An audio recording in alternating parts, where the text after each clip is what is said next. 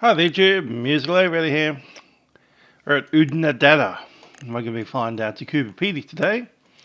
However, we're not going to be flying direct to Coober Pedy. That'll take about an hour. Instead, we're going to be flying out to Lake Eyre, which is sometimes known, well, correctly known as Catitunda. Now, Lake Eyre is Australia's largest lake. It's also quite often Australia's driest lake. It possibly has water in it currently because there was massive flooding that came down there last year, about May, I think. May, June, so about 12 months ago. The Catitunda Lake was pretty much full. Hi there, Aviator 997. Now, it hasn't had any rain since pretty much last year, so it's starting to dry out. Lake Eyre is also the lowest point on the Australian continent, about 50 feet below sea level.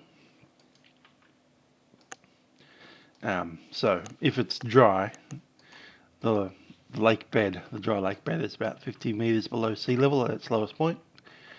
Yeah. Should be a fun flight. It's about 2 hours of flying today to get out to the lake and then back to Coober Pedy. Let's open up the doors.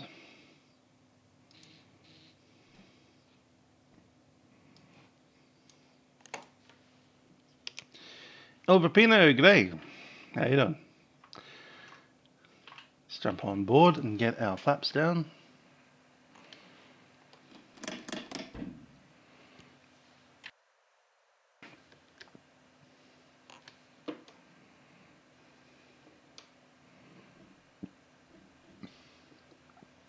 Cool. And walk around.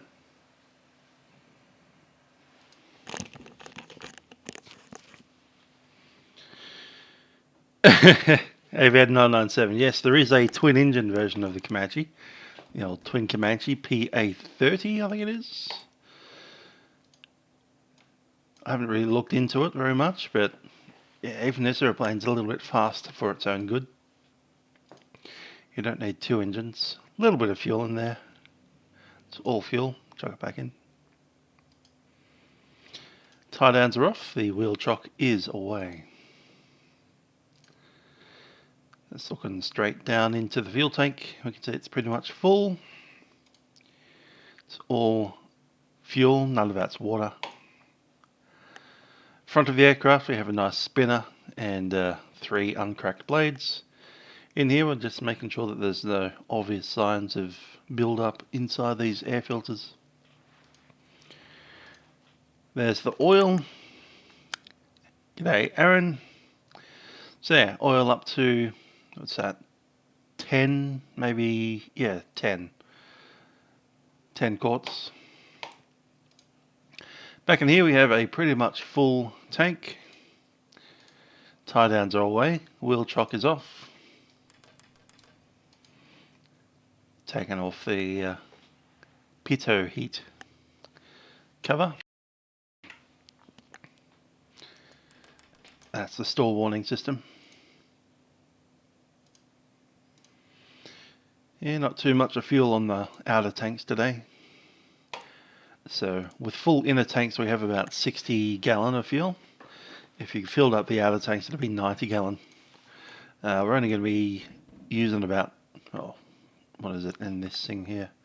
About 40, not even that. Yeah, about 20 gallon of fuel today. If all goes to plan, and there's hardly any clouds out here today, so I can't imagine the plans going that awry. Last tie down is off. Looking in there. One interesting thing is, as you pull that up, looking at the difference in how the trim tab moves, it kind of moves in the same direction, but a little bit amplified compared to the other bit. It's a little bit backwards compared to a Cessna, actually. It's a flying wing design. The entire thing moves up and down rather than being an elevator attached to a fixed stabilizer.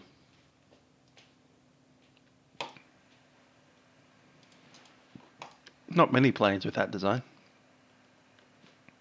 Mostly fighters and I believe the L-1011. And the Pipers, of course. Yep, bird's nest inside an engine. I've heard of insect nests and all kinds of fun. Yes, you don't want to have surprise visitors inside your engine. Let's take a look at the compass. 21, 22. Nowhere near it.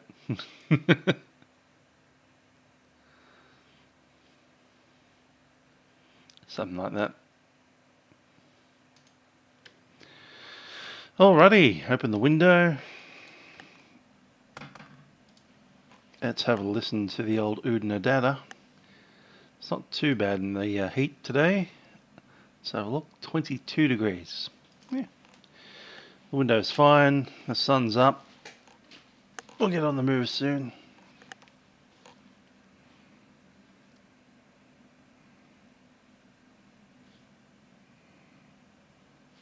Yeah, I always found Townsville to be the odd one out. It's always a bit of a troublesome add-on to get going. Hi there, Florian. We're going to 0881.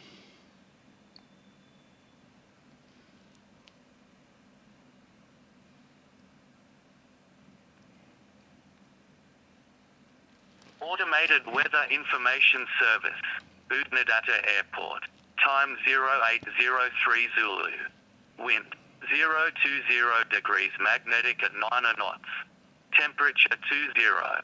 Dew point -1. QNH 1021 hectopascals. Rainfall last 10 minutes nil. Automated weather info. Cool. So as I said, there hasn't been rain out here for about a year.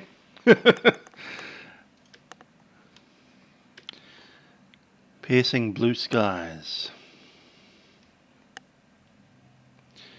That's runway, the wind 020, so runway 04, but it's only 800 feet long. The other option is runway 31, but we'll need to backtrack the entire length of the runway, 1,200 meters. So I might do that. Yeah, that's right.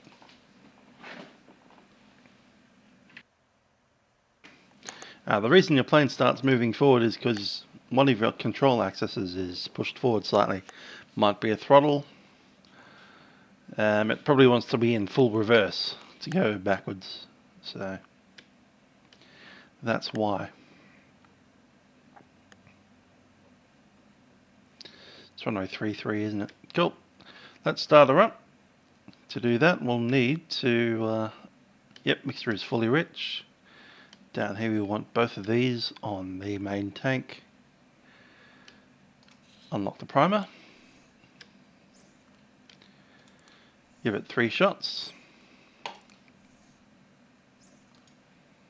Close the primer. Master switch is in.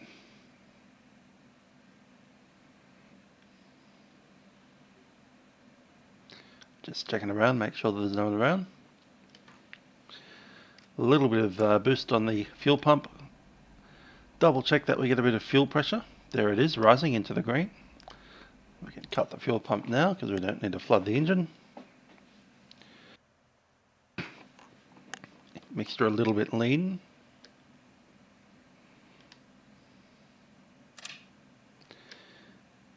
And we're ready on the key. Clear prop.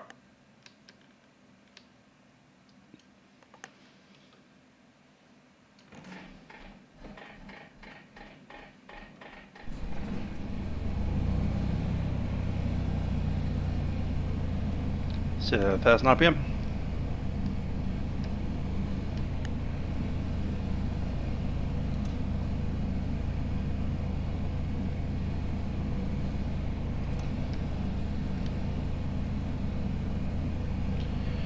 And we're on the radio. Good stuff.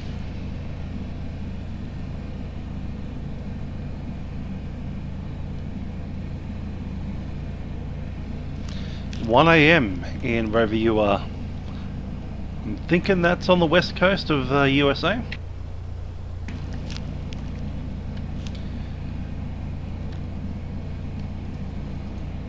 Very unlikely to be Russia.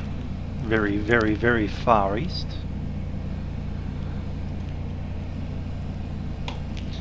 Could even be Hawaii. Anyhow, today we'll be flying to Leyn, which is Lake Eyre North.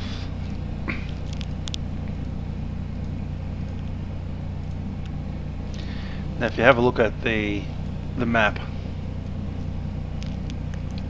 the position Leyn is pretty much smack bang in the middle of a lake. And to be honest, there's nothing out there. After Lake Eyre North, we'll be going to William Creek, YWMC. Then off to Coober Pedy. Coober Pedy, of course, is the famous town that people live underground. Basically in extended versions of opal mines. So they essentially dig out the mines to find the opals, and sometimes they reuse the mine to live in, but most of the time they've actually dug out their own house using mining equipment as a purpose-built house. Anyhow, getting that closed. Get the flaps up.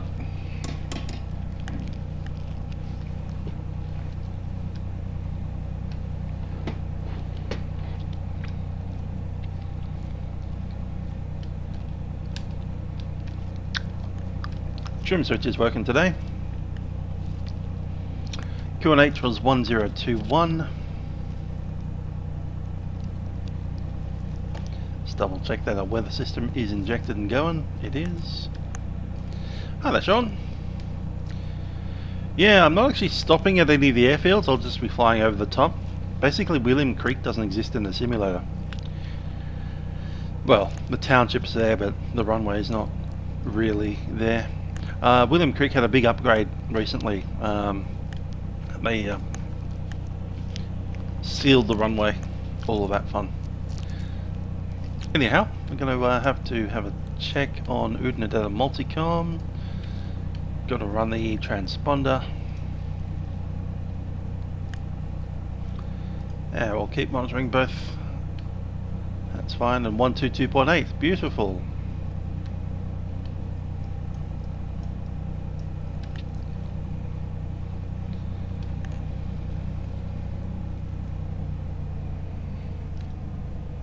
Leaning it out a little bit.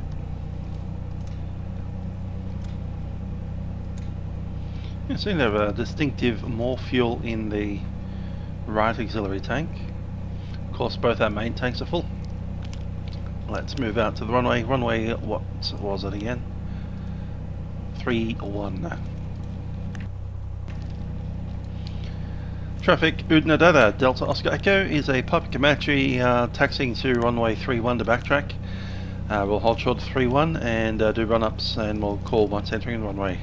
Traffic, Oodnadatta.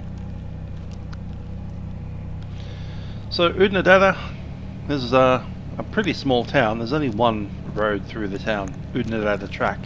It's not even a sealed road for most of the length. There's a little bit of tar seal in the middle of town, but other than that, Seattle, Washington. WA in Australia means Western Australia. I've been flying around Western Australia on this tour for so long.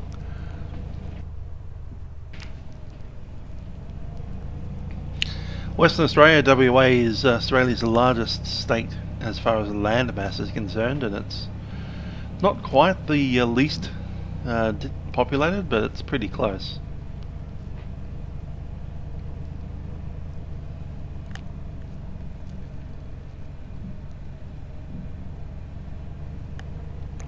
Home of chop. Okay. Okay, parking brake is set, mixture fully rich. Got the flaps up. You're going to push it up to 2000 RPM. Ooh, just hold a second.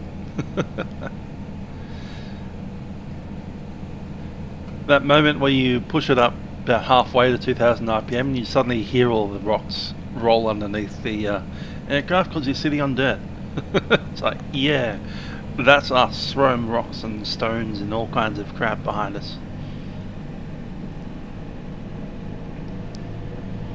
Slowly make our way up to 1800 is probably good enough.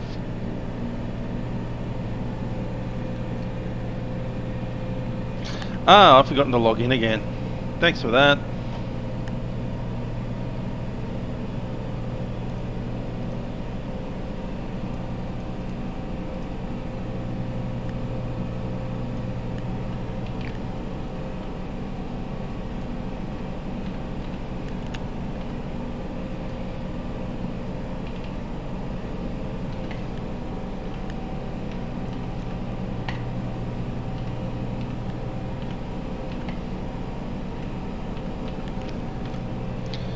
There we go. So now we want to do the magneto switches. Nice drop.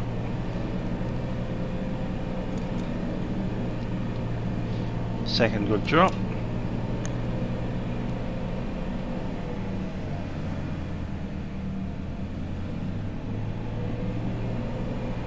Ah, the Capitol Hill Autonomous Zone Province, whatever.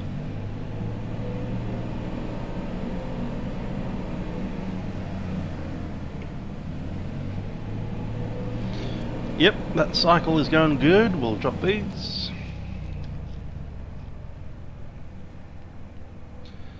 Settling well at about 600. Back up to 1000. Lean it off again. Pop some lights on.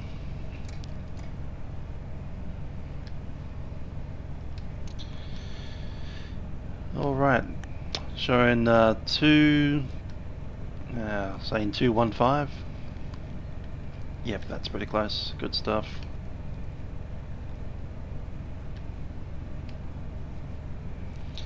After departure, we need to be on a heading of 112, or the track of 112. Right about there. Cool.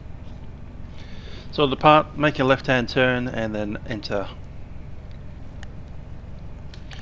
Oodnadatta traffic, Delta Oscar Echo entering runway 31, backtrack from the Alpha taxiway. We'll call once ready for departure.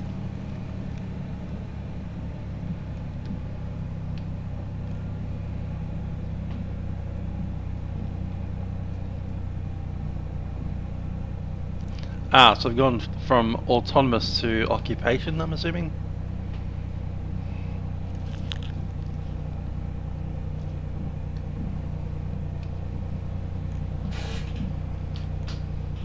It's a pity we don't have the new Oodnadatta runway. I think it was 2008, 17, 18, somewhere along that line, when Oodnadatta actually paved this runway. So it's not a dirt runway anymore. But it is in flight sim, so here we are.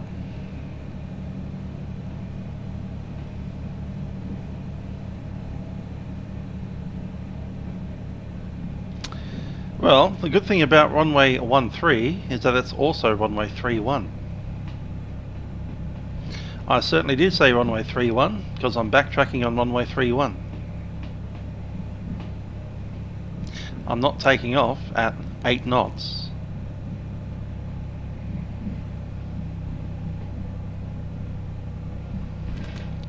Traffic Oodnadatta, Delta Oscar Echo, definitely runway 31.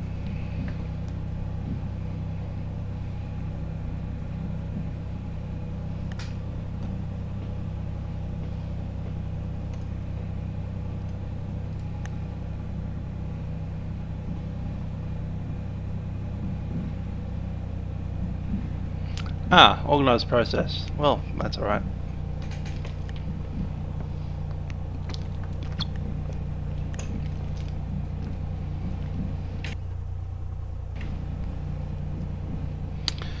See, right now we're on runway 13. Well, the tail end of it. If you attempt to take off here, you would run off the end of the runway into the desert.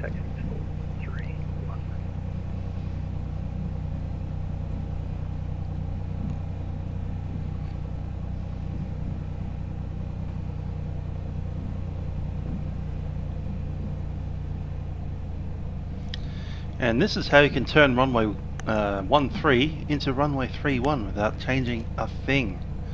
All you need to do is turn around and go the other direction. U-turn time.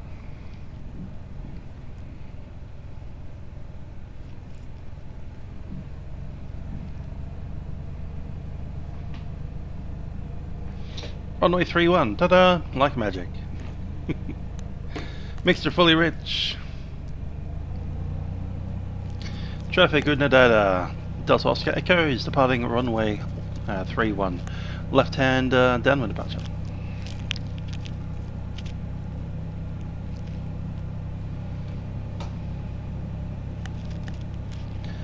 I'm going to pop a flap just so we get off the ground a little bit quicker.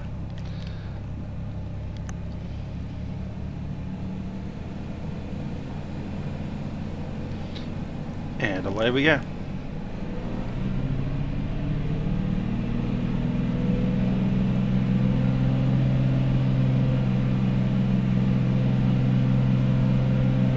Oodnadatta, Bonanza, Juliet, Kilo, Zilla, Taxi, and Ultra, runway 3131.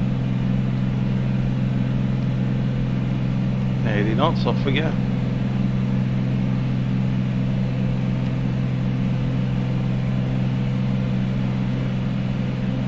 Yeah, coming up.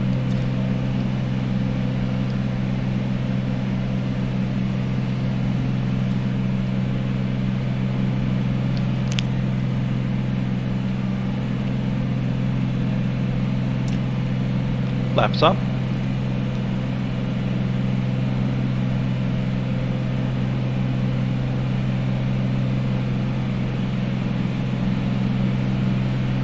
Oodnadatta traffic motion, November 371 Tango, backtrack straight Lake 31.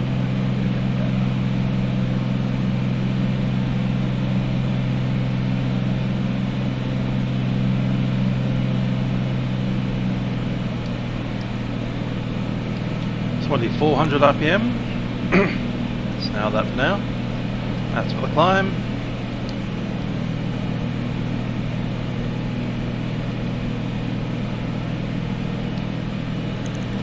And away we go. Bye bye Oodnadatta.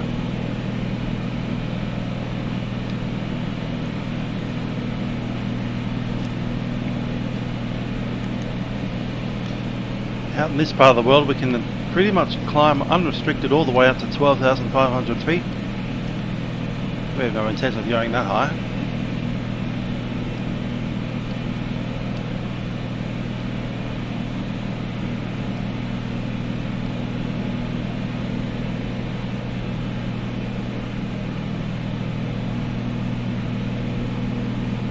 Straight through the downwind.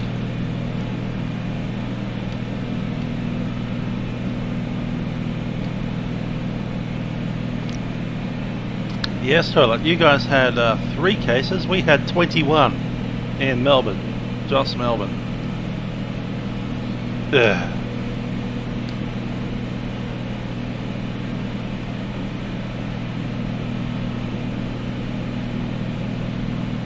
Oodnadatta traffic, November 371 Tango, roll, runway 31.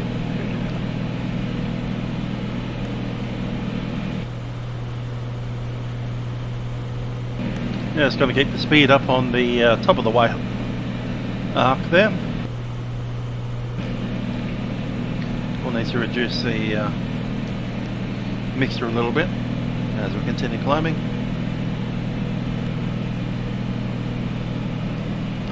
Just about to fly over the airfield. Once we go through the centre line, we'll record the time.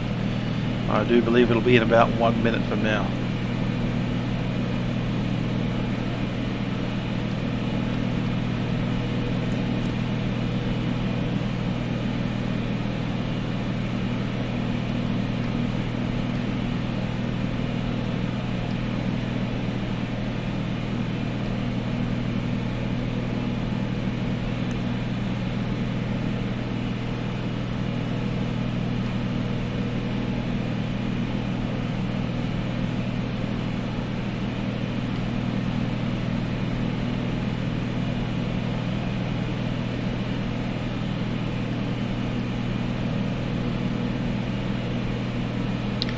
And that'll be time 23.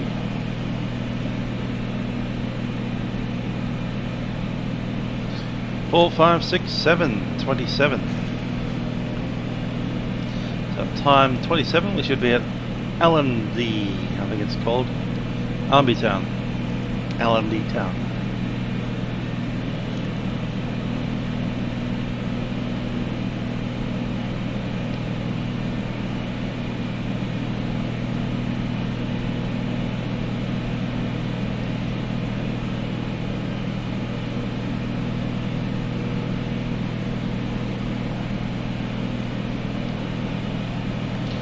So was the suggestion to stay at 5? Yeah, it was. Cool.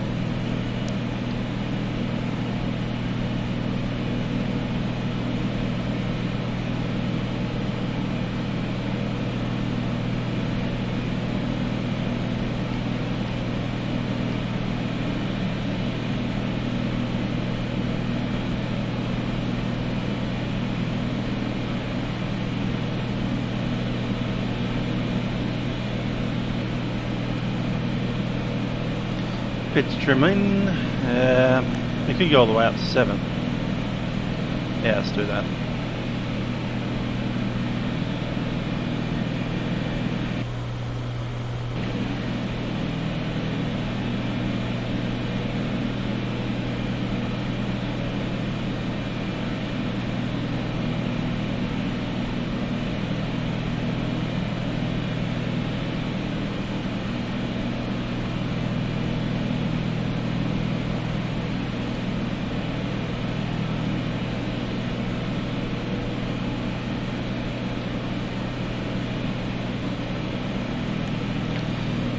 You want to grab the autopilot and give it control over navigation.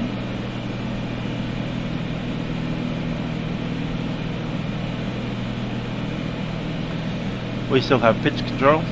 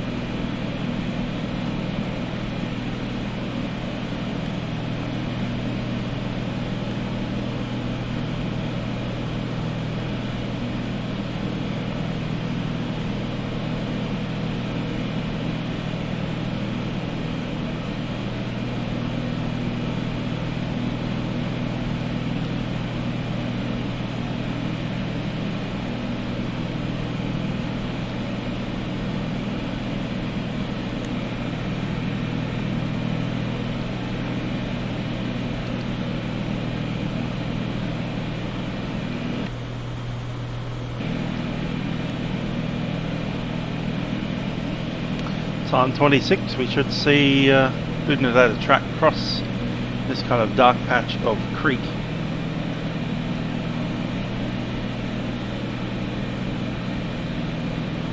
Unfortunately, I think we're a little bit too close to it.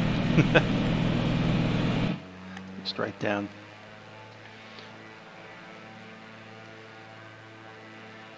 Ah, we just passed it, there it is.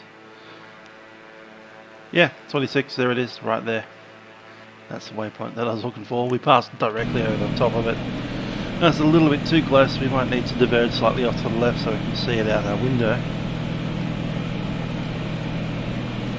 Anyway, there's 7.5.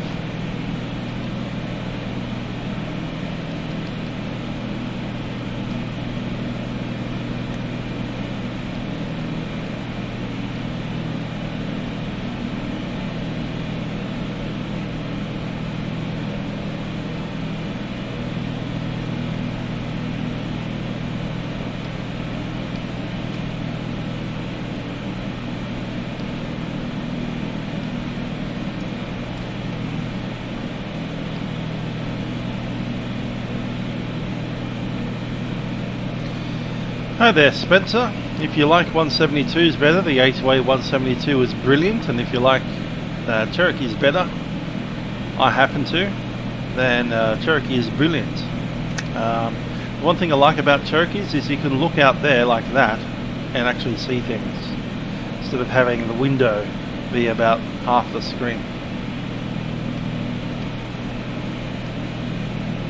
Same in the real world. You can look out, just move your head, and you're looking at that. As if you do that in the Cessna, it's kind of like you put your head out here, and you kind of have to dip down to look under the wing. That's a bit of a pain.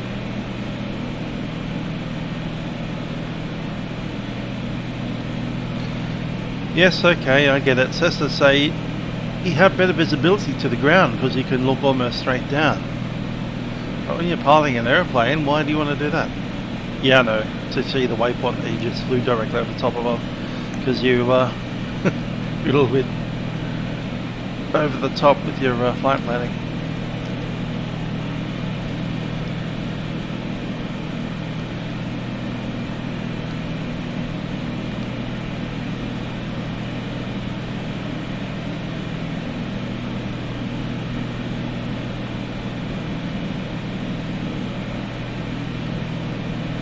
Downside of a Cherokee is the autopilot is weird. It's this kind of autopilot where you actually manually fly the pitch until you get to your altitude that you want to be at, and then you just turn on the autopilot hold. It's only got an altitude hold. It can't actually fly a glide slope. It can't fly anything like that. Can't fly ascent profile. Can't fly foot per minute climb rate. Whereas the 172 can do all of that. You can set up a Cessna 172 to actually fly a full ILS glide slope all the way down to minimums, or to climb at 500 feet per minute till it reaches an altitude, then level off for you. Can't do that in any kind of piper, really. Unless you've got massive modifications on the thing. Anyway, we're now in altitude hold mode. I'm going to double check the timing on this. The timing across is actually 26, so the next one will be 37.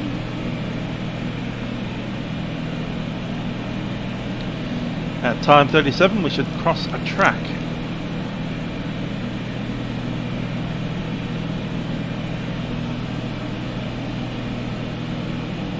8, 9, 10, 11.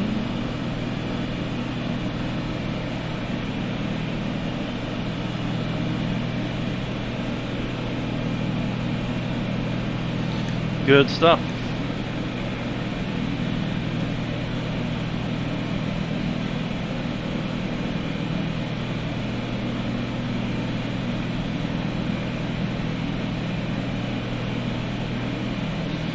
Right, going to adjust the manifold pressure, and we're going to reduce, or at least adjust, what our EGT is doing.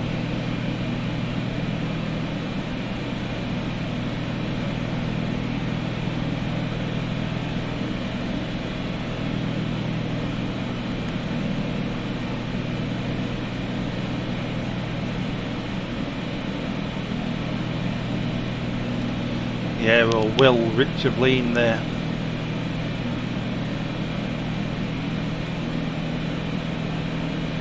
I think that's past peak. There it is.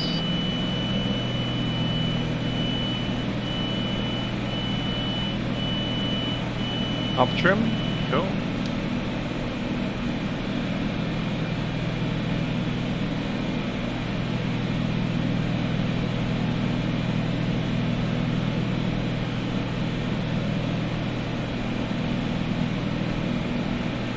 Concentrate on that a bit more.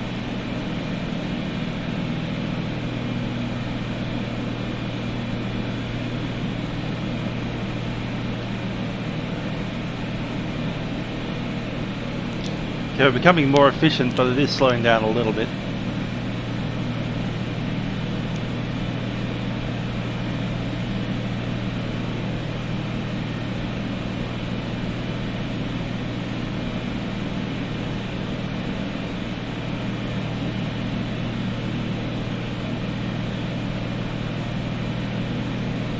There we are. Yeah, that's pretty much on the peak. You don't want to be sitting on the peak for too long because that'll raise your cylinder head temperature.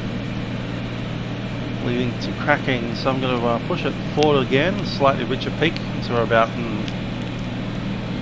20 degrees under maximum. There we are, at the 14. Scenery for Adelaide. Oh, there you go. Try removing that, see if it still crashes, and if it doesn't, then you know where your problem is.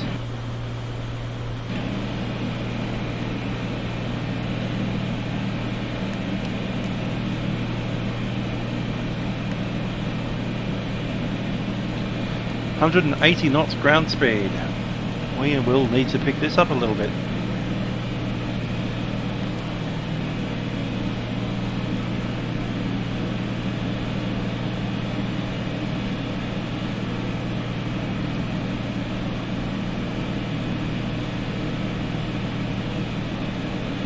Wait a second, we've got a tailwind, don't we? Yeah, 14 knots. It's about 170, I'd say.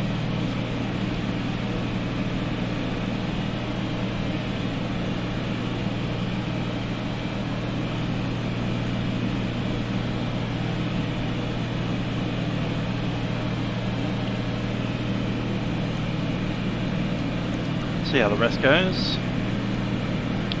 This is now 11 instead, actually that's the same, 13 instead of 14, so that's changed by 1. That's changed by 2.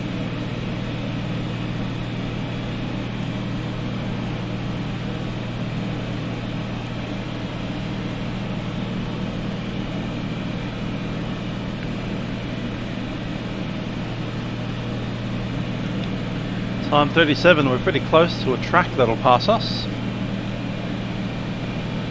Little dirt track.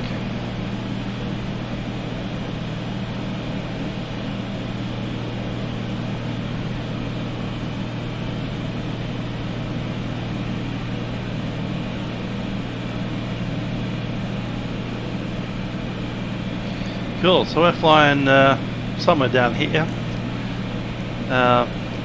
We're essentially overhead Anna Creek Station.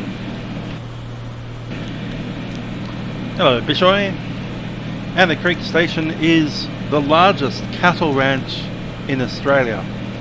It is 1.2 million square kilometres. 1.2 million square kilometres of cattle ranch. It's also really, really dry out here.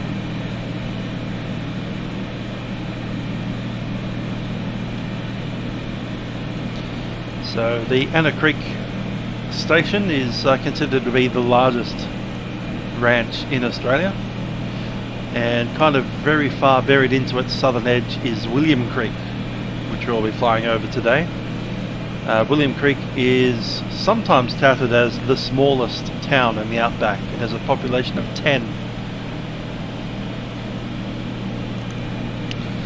Of course, Mintabee now has a population of 0, so technically that's not a town at all. But when Mintabee was in operation, it had 30 people in there, at least up until last year. But yeah, William Creek, population of 10, and Anna Creek, which is essentially all the land north of William Creek, is the largest cattle station on Earth, or on the country. Might be Earth as well. It's bigger than Spain, apparently.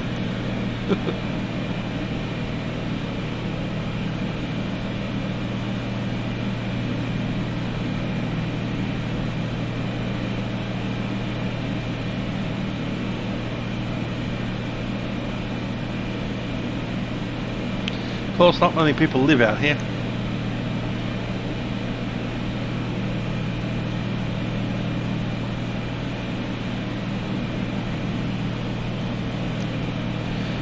It'll be interesting to see if we have any water in Lake Eyre in the sim. A landing gear down? No, it's not. That's very definitely in the up position.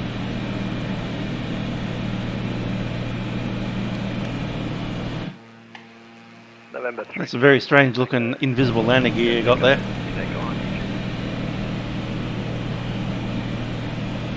Second.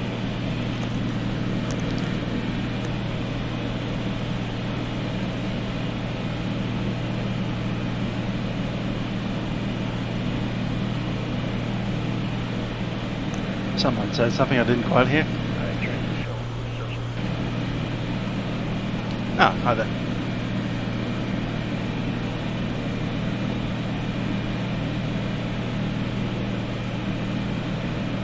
Yeah, if you had the landing gear down, you wouldn't be going this fast.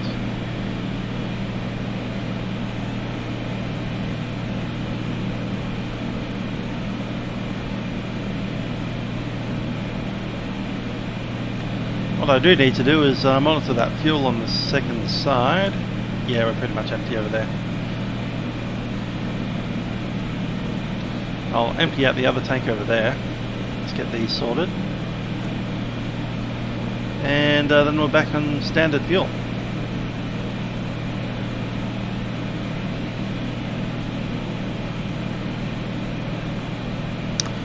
Time 38. We need to realign our gyroscope compared to the compass heading. Compass heading is pretty much at the 112. Pretty close to it.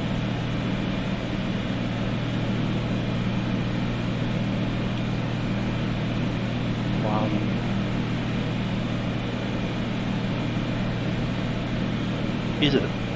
No, it seems to be steering slightly off. So, let's check our heading on this. 103 according to that.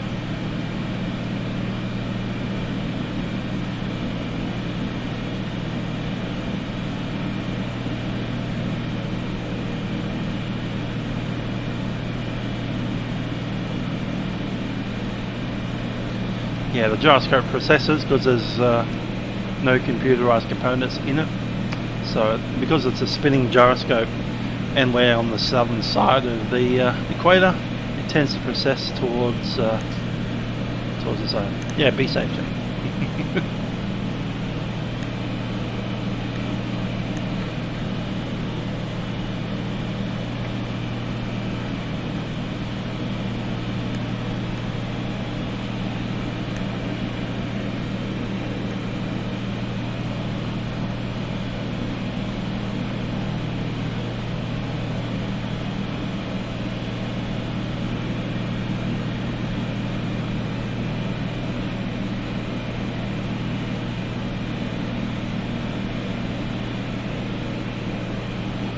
Time 40. We passed the track already.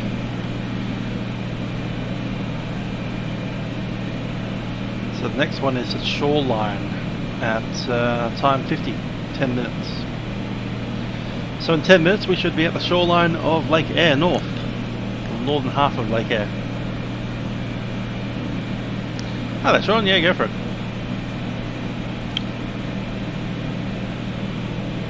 I'm sure I'll see you on my TCAS going nuts. Clear off check. Which one's that?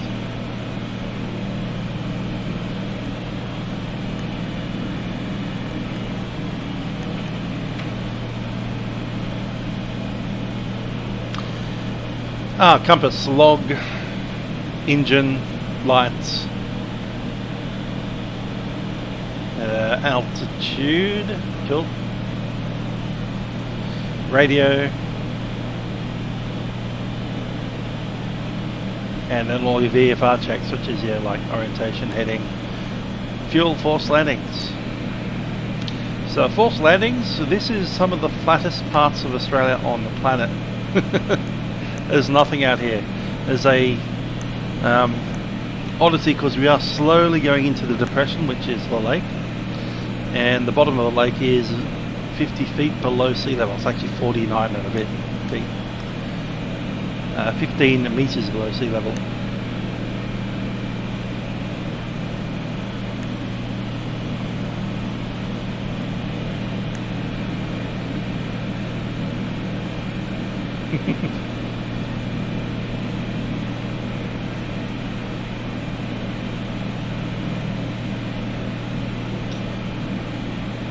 Fuel flow just around 15. It's 15 gallons per hour. I think we'll lean it off a little bit more than that, but it should be about right. 14.5 is what we planned.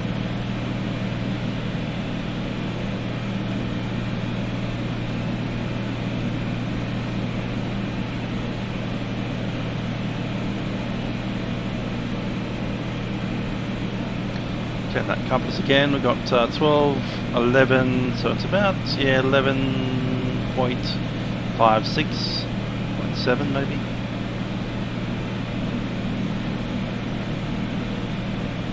It's about right. It's not perfect, but it's close. Slightly better.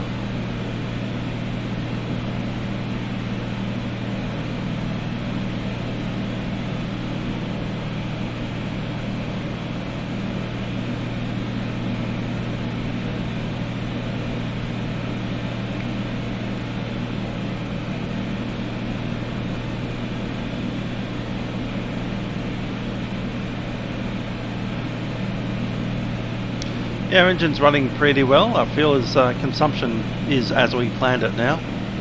Possibly use a little bit more on the takeoff, but we had heaps extra. We're going to be using about, as I said, was it 30? Not even 30. 26 gallon of fuel on this flight. We had 60.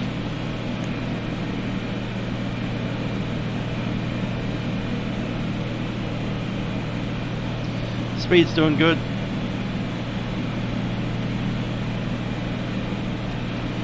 And if you were to put down, we'd probably need to make the radio call to Melbourne Centre, which is on 123.95. They're online. Good stuff.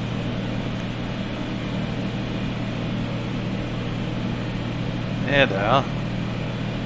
133.2 up there. For some reason I'm seeing Esperance as well down here.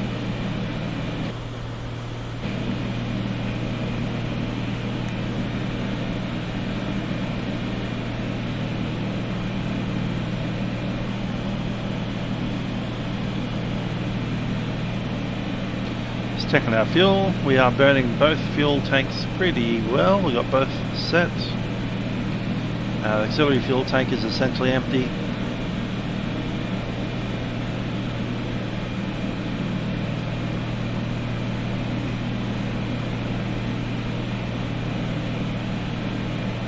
Performance is pretty good. We're sitting just on the green arc there.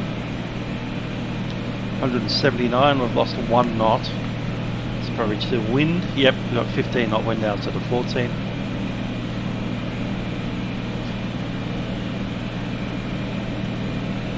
Wind changes by 1 knot, speed changes by 1 knot.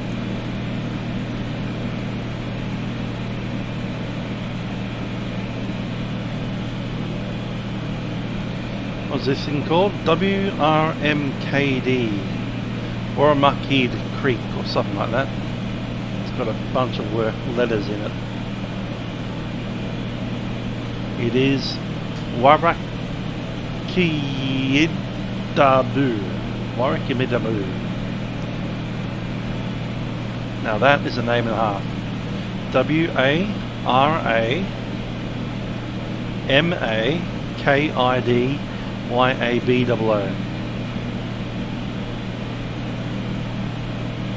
WARAMAKIDYABO. Warmakidabu. Anyway, that word is that creek or selection of water holes going into the lake, which is straight ahead.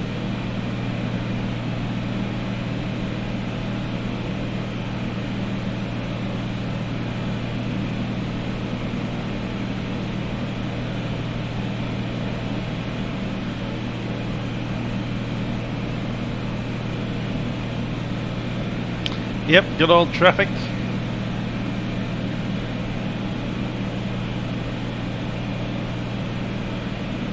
You know, it's coming up at us.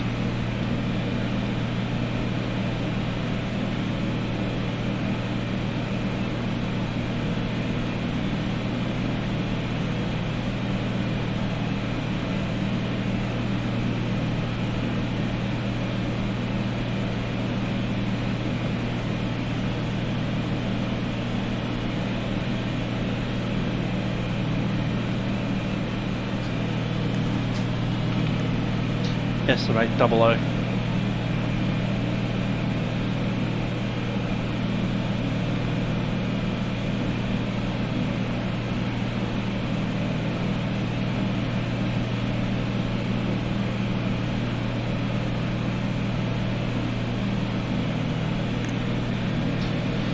Now, as I did mention, Lake Eyre had water in it last year. It's a pretty shallow lake. At some points of it, it's like literally toe depth. At times, well, right now a lot of it's probably dry depth, all the way down to zero. You get this kind of salty crust on the top, and if you break through the crust, you'll end up with this kind of like gooey black mud underneath it. It's very sticky, very thick. So the suggestion is don't drive four-wheel drives out onto the lake, because you may well crack and bog yourself and you'll never get the thing out. If we do need to make an emergency landing on the lake, it's happened before. If you're really light on the touchdown, you may well even get away with it. The suggestion then would be to stay with the aircraft, even if it's slipped up or down or bogged or whatever. You can see this aircraft out here, but you can't see a single human being walking across the lake. That's going to be hard. We obviously have an ELT on board, and if we were going down, we'd make a broadcast to Melbourne Centre.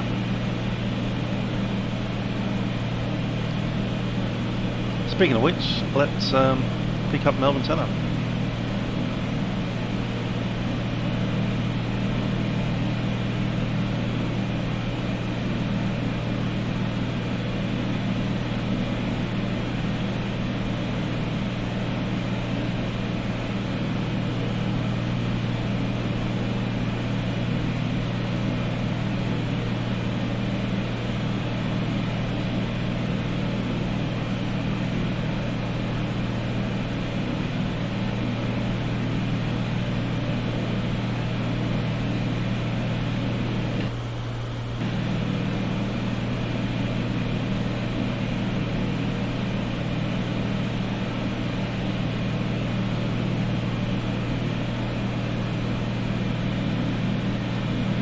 Lake Eyre does indeed have a yacht club.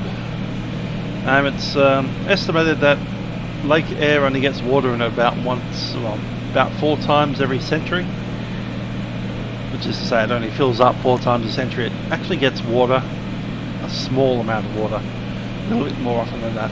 But yeah, when you get big cyclones in western Queensland, especially if it's sitting out in the Gulf of Carpentaria, comes inland probably as far south as Mount Isa, and if you get rain in that kind of, I think it's a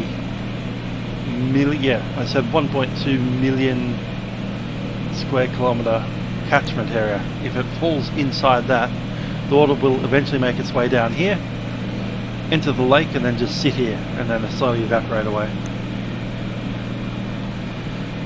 Yeah, they had a flooding event last May, about 12 months ago. In fact, I have some video of that. That's some of the rivers to the north of Lake Eyre filling up. Katitunda Lake Eyre.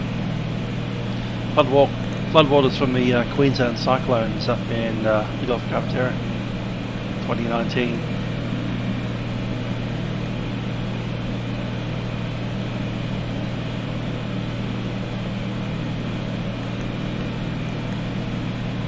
As you can see, it's not particularly deep water.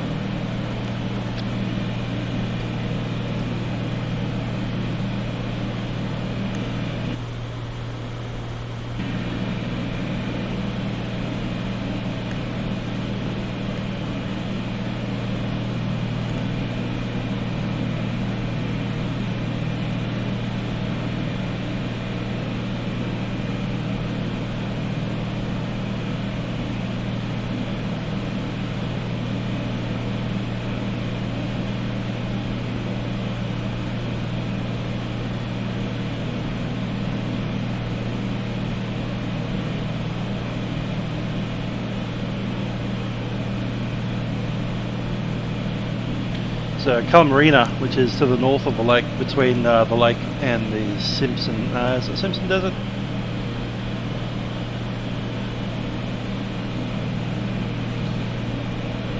Yep, Simpson Desert.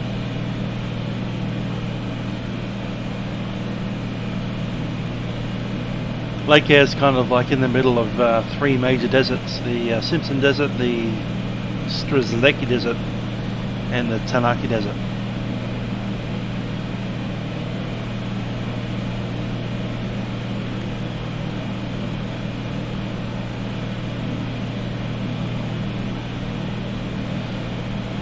So yeah, that was Lake Eyre 2019. Water.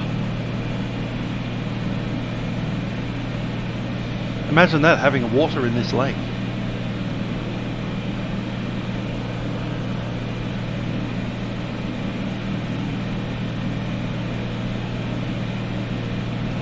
So yeah, on average the lake fills up to its maximum capacity about 2 to 4 times a century, so once every 20 to 50 years.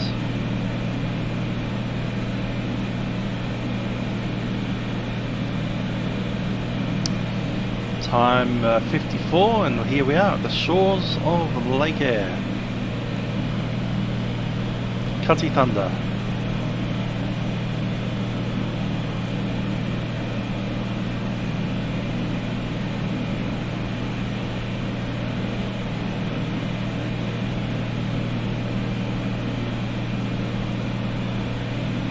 You get these little channels, almost like little rivers, coming into the lake. So the water will kind of like pool around it, so in little deeper spots, and you know, 2-3 foot difference in elevation. It's as flat can be, or as far as the eye can see pretty much.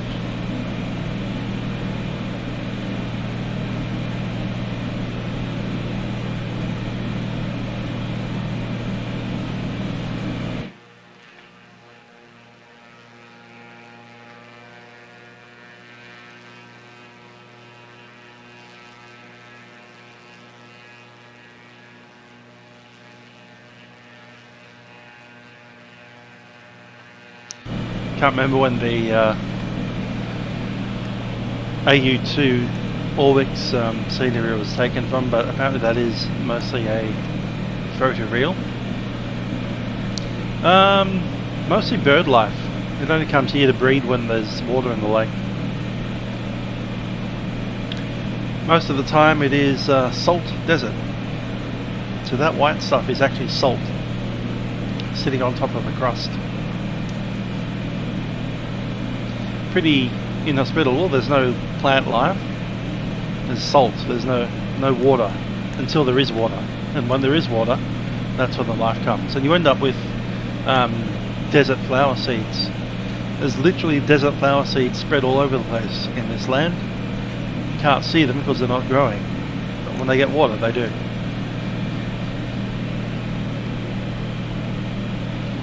So yeah, you'll actually get massive outgrowths of all of these coloured flowers all over the landscape in the dry bits, in the bits near the water. And as the water subsides, as it evaporates, of course it gets saltier and saltier until it's all gone.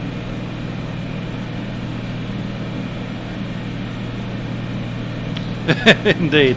Why does it sound so far away? I don't know.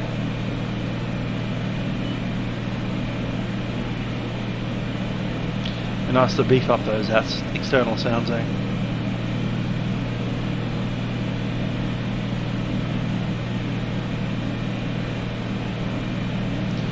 I love how it's blue. There's not much blue to be had around here, but there you go, lake.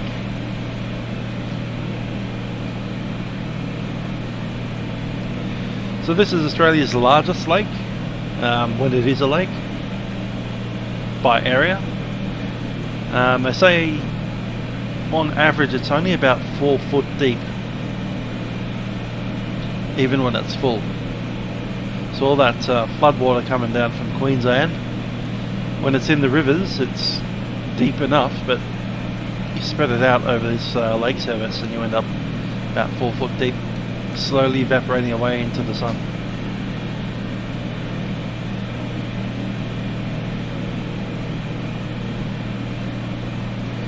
I'm just going to check my heading again. Say 105. Is it 10? Yep, 105.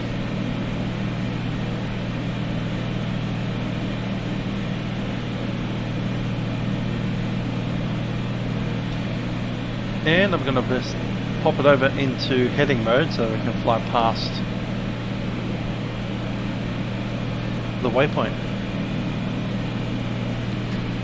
So we'll be at the waypoint in about 2 minutes. So-called Lake Eyre North visual reporting point. How do you know when you're at Lake Eyre North visual reporting point? Well, you've got a GPS, don't you?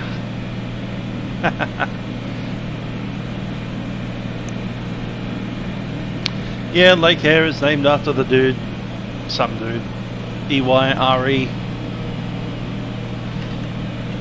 Clearly a different person to A-Y-R.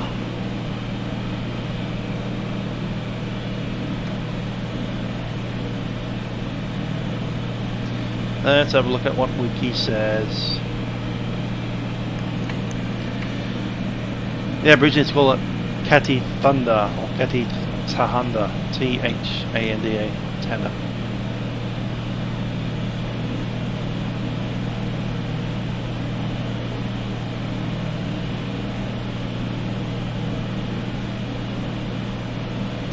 Edward John Eyre, the first European to see the lake.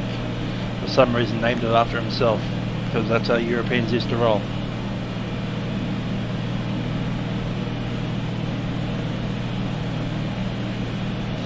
To be honest, given that history of the first dude to see the lake named it after himself, I'm glad we're reverting to the name Katitanda.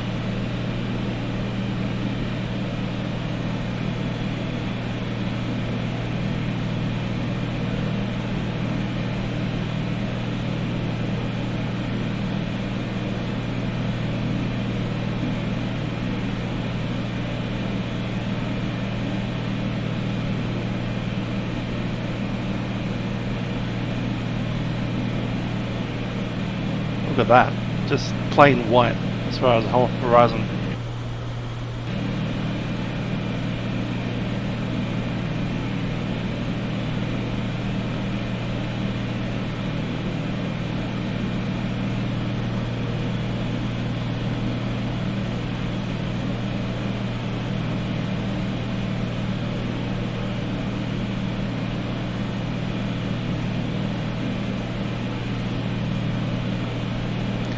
So that's the waypoint that we're flying to right here.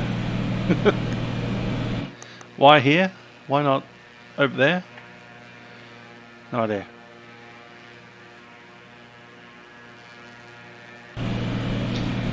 James Beath, you do not program radar vectors into the FMS. Radar vector is a person looking at a radar and telling you to turn to a specific heading. So you do this. There we go. I just programmed the heading 120.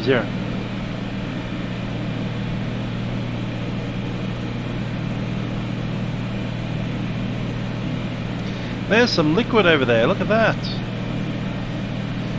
We'll just keep on trucking out that way, I reckon. We'll program the radar vector into our FMS of the 060.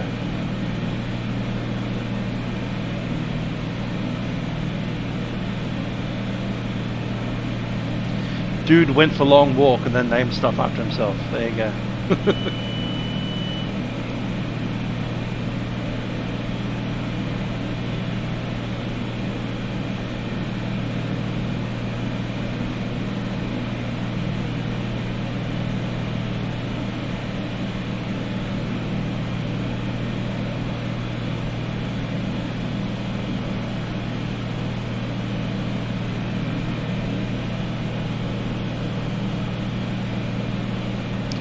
I think we'll track all the way out here till we see the water.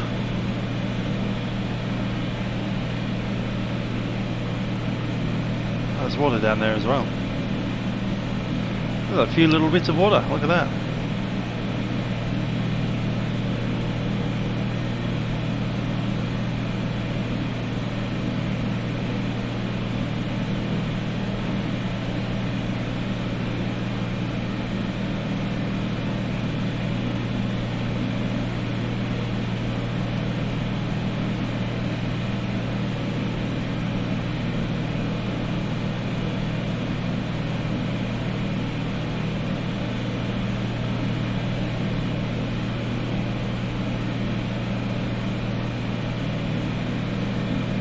You don't fix that. That's correct. You go from start to the final approach. The start ends on a heading of whatever it is. I think it's 160 or 155, something along that line. And then when the controller tells you to turn left, you turn left.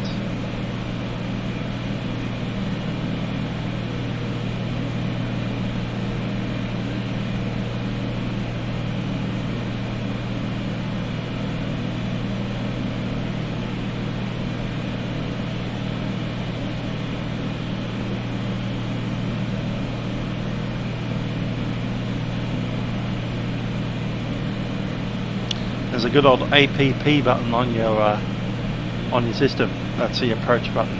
You press that before you intercept the localizer. Correct, radar vectors to final. So someone with a radar, probably sitting in a tower somewhere at Sydney, will see you on the, you know, as a little dot on the screen.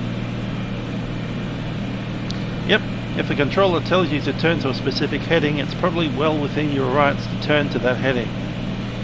If you don't, you might crash into something, be it another aeroplane or the sea when you run out of fuel in about 20 hours time.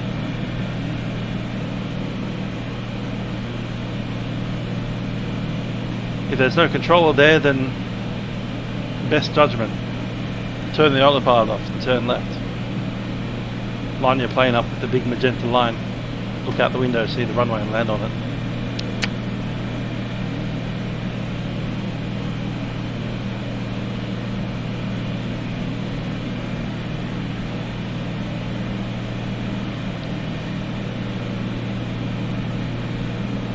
Go.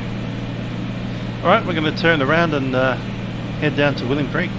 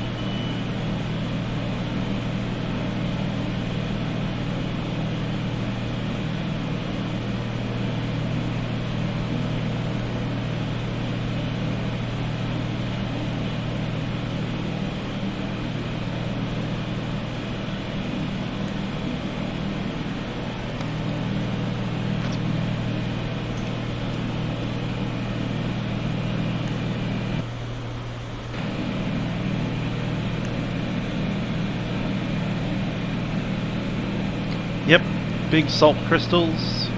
Basically anytime water goes past land it tends to pick up salt. And all that not particularly salty water, but you know, a little bit of salt in the water, comes down here to the lowest point in Australia, 50 feet below sea level. And it can't get out to the sea, because this land is lower than the sea. Water doesn't like going up a hill. So, kind of sits here for years and years and years and slowly evaporates into the atmosphere. And eventually you end up with that.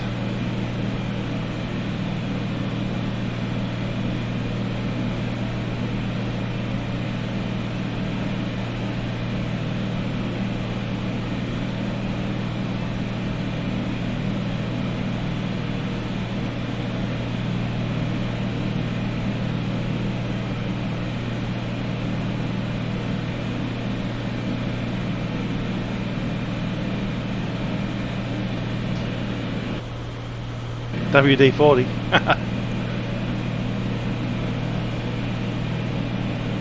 Right, what I'm going to do is track direct to the Lake Eyre North waypoint again, and then we can pick up our flight plan essentially and just fly it the easy mode on the magenta.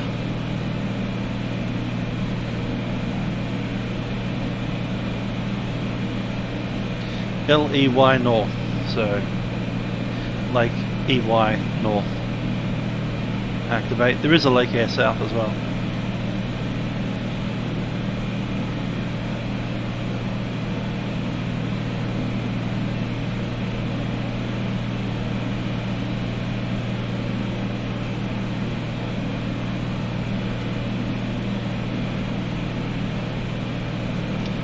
as flat could be.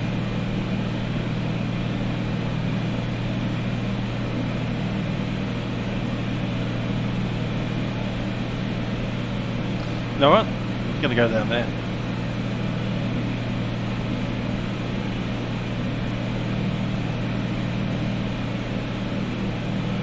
That looks like the saltiest part of the salt flat. Pretty salty.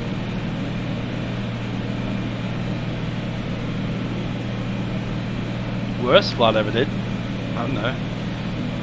Bad FPS. System crashing at 20 feet on final. That was fun. I did something called Cross the Asia back in the day, and we flew, I think it was out of Seoul in South Korea. Had air traffic control pretty much the entire flight, not on stream. That's before the days I could stream, so I was trying to record it onto a YouTube video. And yeah, 50, 40, 30, 20, and then blue screen it down. Didn't even get the as salty as the other night's trolls. I'm imagining they're pretty salty now that they can't comment. Haha.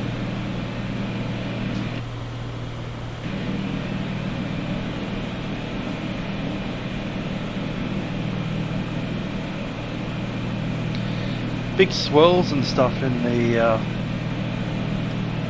like that sand. That's kind of salty sand.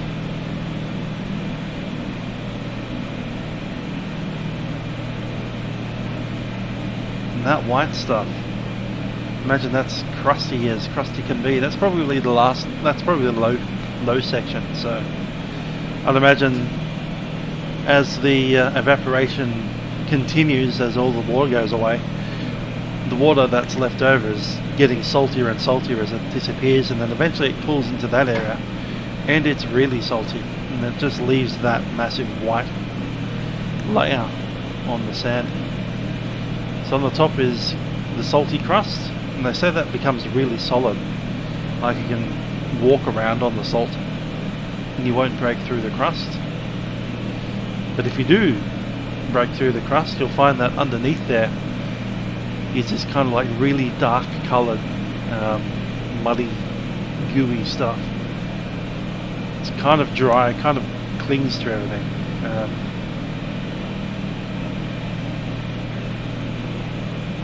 Yeah, if you have a look at a documentary about Lake Eyre, you might see someone like dig up a little bit of that salty crust, and it's pretty putrid below it. Yeah, Lake Eyre is about 49 feet below sea level.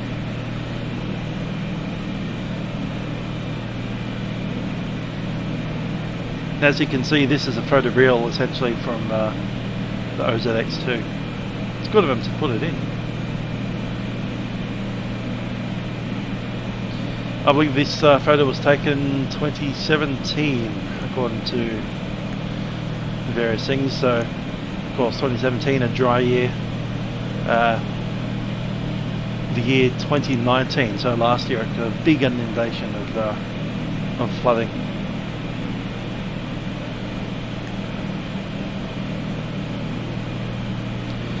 So this map, Diamenta Creek, Cooper Creek, Georgina Creek, Finke River, Todd Creek, Plenty Hay, Alberta and Ostrozlecki, all of that area that's in covered, that drains into Lake Eyre. So that's the Lake Eyre catchment.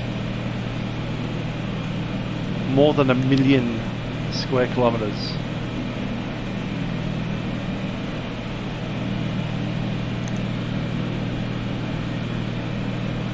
Agreed, it's shockingly good scenery.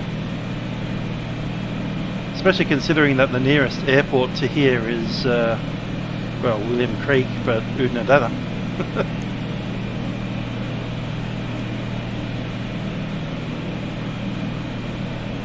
Let's go that way.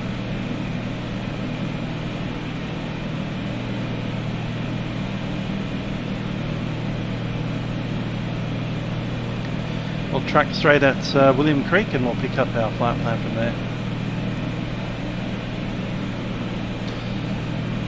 probably could fly around here without a GPS, but there's not exactly a lot of permanent landmarks, are there? I mean, this point here is possibly a landmark, but everything else is, depending on how the floods have gone this year, everything could look different. If you get a big, you know, a bit of wind blowing through here, could shift the salt around quite significantly.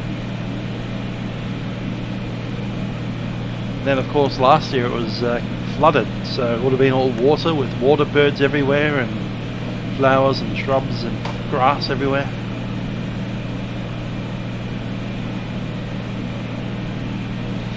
And then after 2019 it may not get any water again for another 20 years.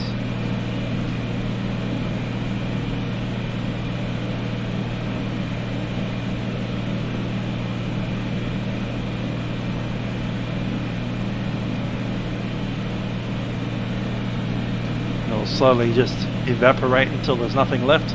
Then all the plants will die, and then all the animals will leave or die. Or the water birds, of course, will just go wherever there's water. And this dry lake bed will once again remain as barren as you see it out there.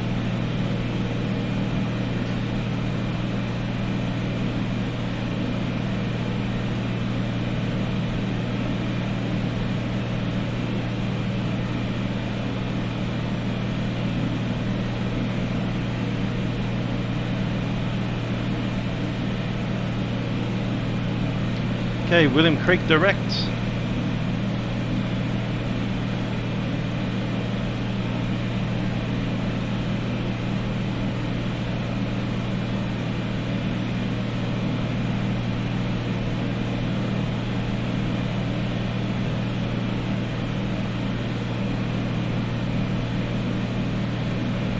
Heading, I'll say 250.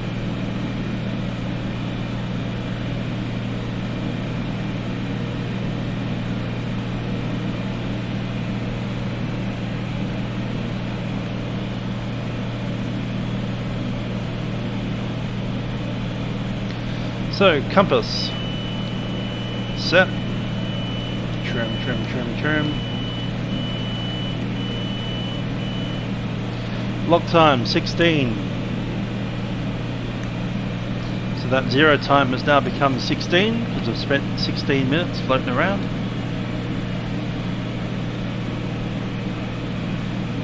Call that 31, we'll see how it goes. My GPS says 33, alright.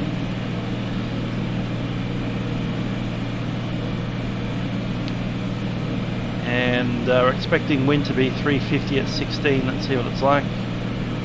Getting 18. It is from the north though, so probably about right.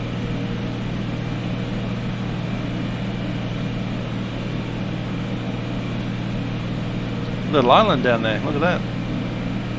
It's a little bit higher than the rest.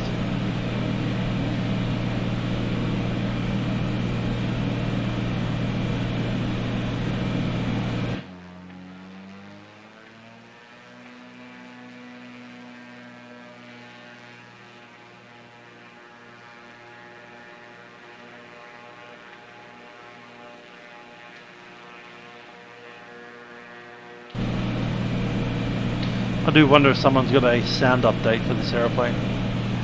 So external sounds are a little bit piddly.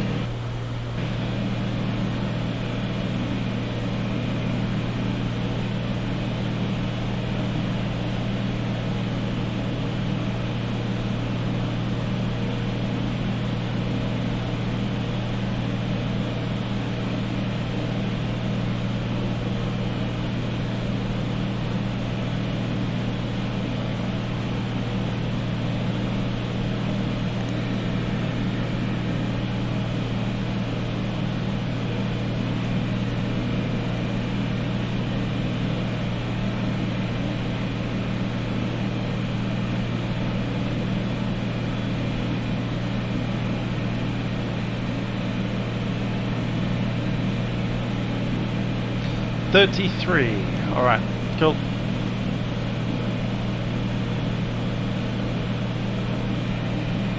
Compass log is 18 time. Engine 2400 RPM, showing that 14%, hasn't moved at all. Cylinder head temperature is well inside the green. Fuel pressure is good. I have enough fuel. Oil pressure is good. Amps are good. Oil temp is good.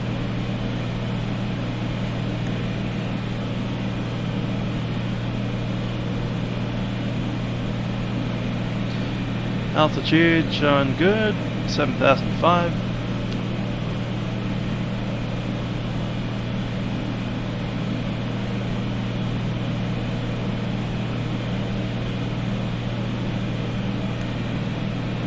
Okay, radio, we could probably leave it on Melbourne Centre for now. I'll tune up the Coober Pedy in the standby. Don't really need to broadcast at William Creek because it's just fine over the top.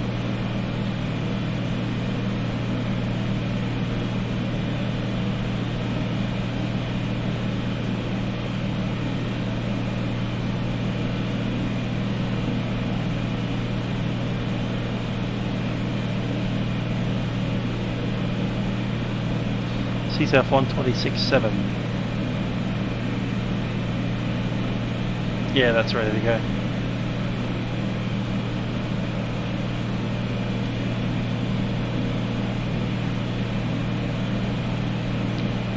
Back to the Unicom.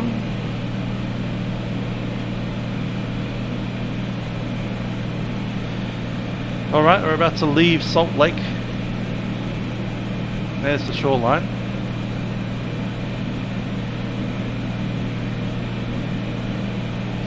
The amazing thing is how distinctive the shoreline is.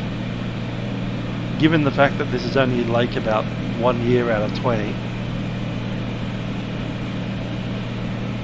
So 1/20th, like 19/20ths of the time, this is not a lake. And yet, there's a very distinctive shoreline of a lake.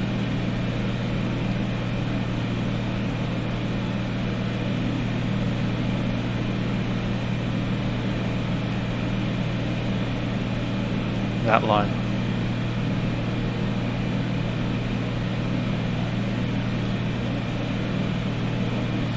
See, these bits are a little bit shallower than those bits.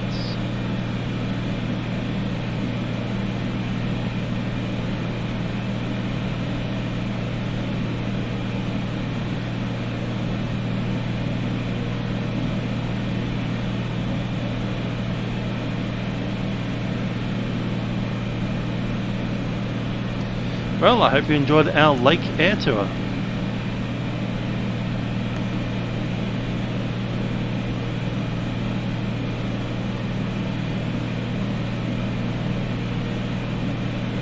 Pretty amazing, eh? Let's do some math.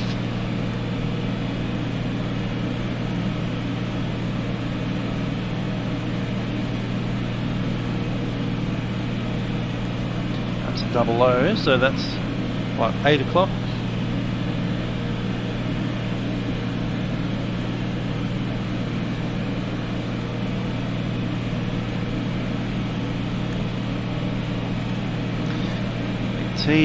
And yeah, that'll put us into Coober Pedy at about 20 minutes past.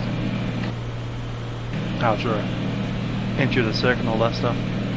Maybe 25 by the time we touch down.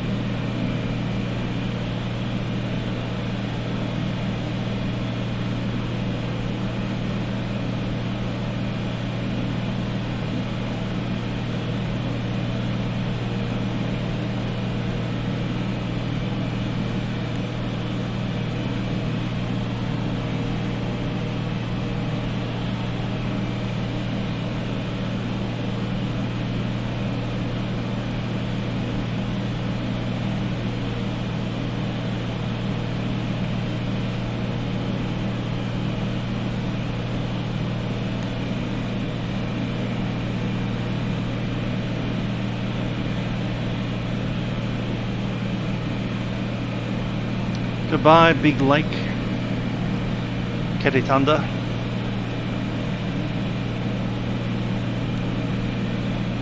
Back to the trackless desert. Oh, the Lewis Bloomfield. How you doing? Did you see the big lake? It's the last glimpses of it as we leave it behind us. Biggest lake in Australia. The lowest point in Australia. 50 feet below sea level. 15 meters below sea level.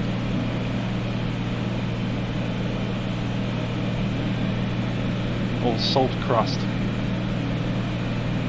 Wonder what it looks like in the real world right now, because it obviously had a flood last year, 12 months after the flood. How much water's left?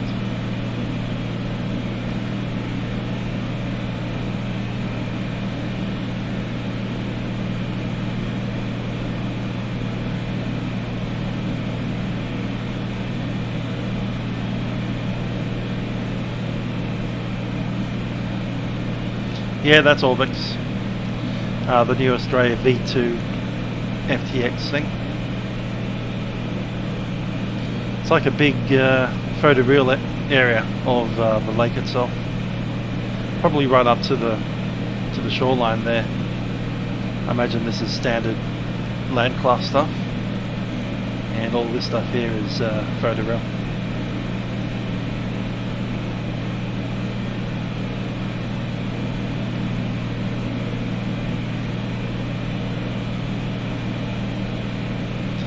Alright, our GPS is suggesting that we'll get to William Creek in about time 33, so about 10 minutes from now.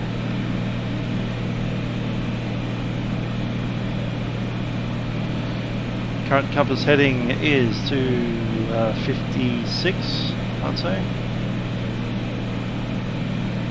Yeah, that's about right. Getting a little bit of crosswind there.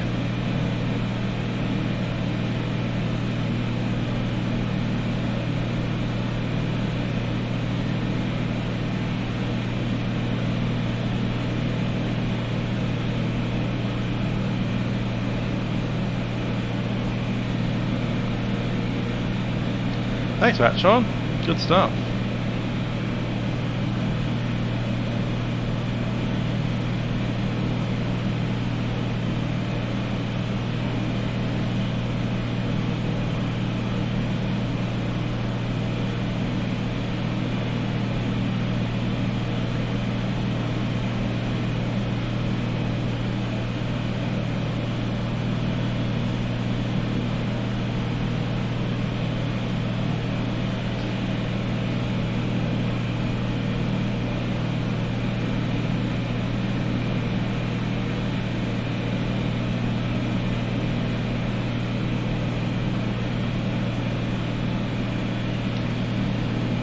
Fuel, time 27, 18 miles out from William Creek.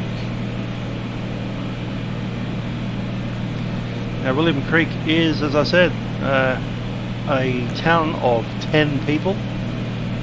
The main thing at William Creek is the hotel, aka pub. Recently their airport was upgraded and they now have a fully sealed runway. There's no mobile phone reception on the ground in the town at all. So if you want to make a phone call out of William Creek, you might want to go to the phone box, put some coins in and pick up the landline and give it a dial.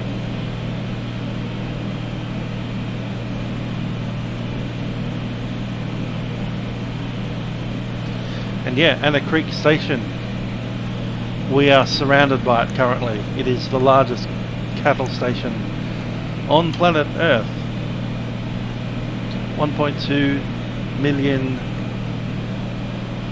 is it square miles or hectares? It's one of them.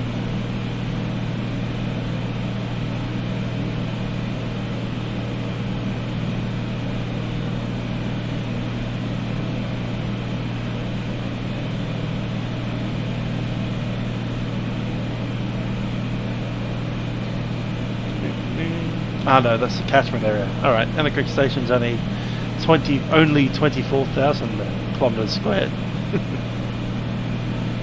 It is 5,851,000 acres. 9,200 square miles worth of cattle ranch. A lot of it very arid. As you can see down here, we have an actual legitimate sand dune.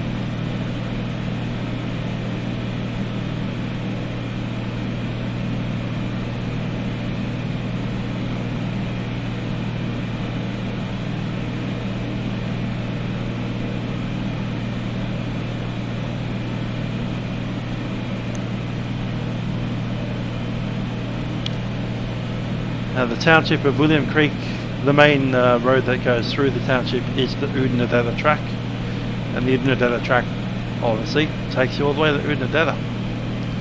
It's not a sealed road, it is a dirt road with the full corrugations and everything that comes with a long distance dirt road. So if you want to drive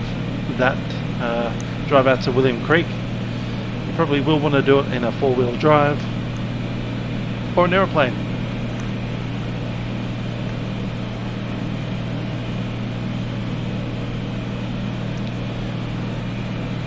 The cattle station Anna Creek Station is not only is it the largest cattle station in the world, but back in 1853 when it was established, it was one of the famous Kidman properties. You may recognise the name Kidman. Anyhow, apparently the Kidmans sold the property in 2011.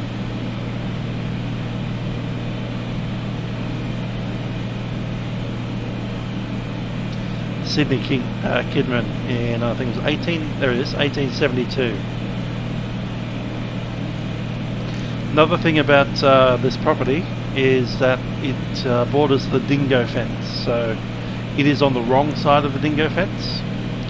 The dingo fence is the longest fence in the world, all the way up from just south of Darwin down to essentially the coastline of South Australia.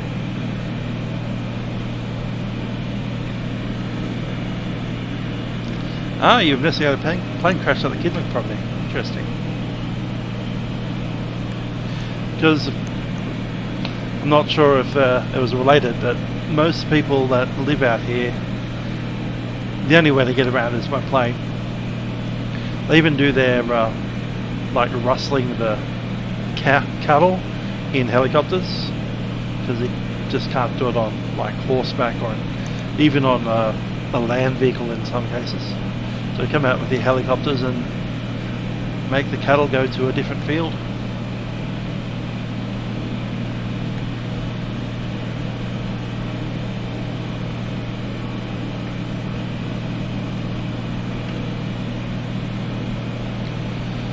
So the dingo fence, yeah, it pretty much comes out of Queensland all the way through Coober Pedy on the wrong side of Anna Creek Station.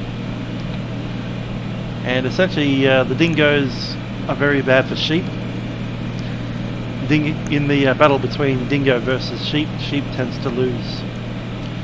So they tried to actually run sheep in this station in the 1800s, but they figured they couldn't because they were losing too many sheep to dingoes. So they changed to cattle, which tend to stand up a little bit better when a dingo comes through. Dingo versus cow, cow tends to come out top. Dingo versus sheep, dingo's got a free mouth.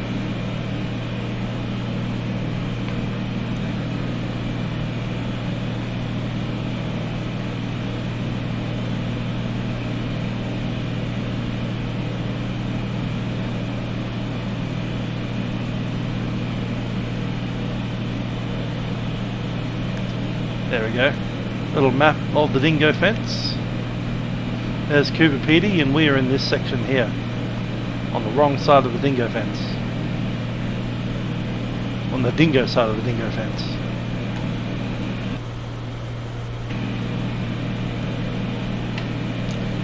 time 33. I've just passed through. Next one showing up with 05. Let's check that up here. Yep, that's that one there.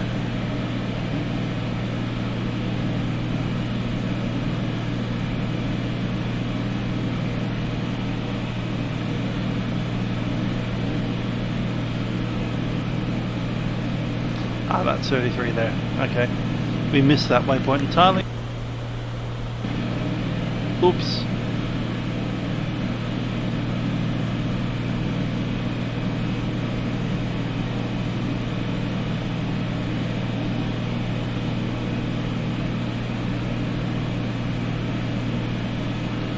Thanks.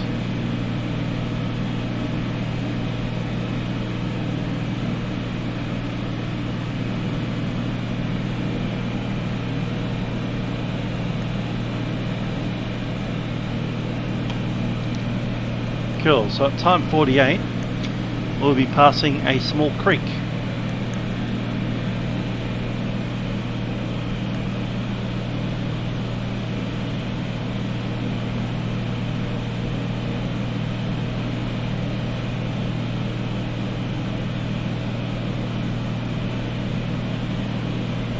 It's actually a dam.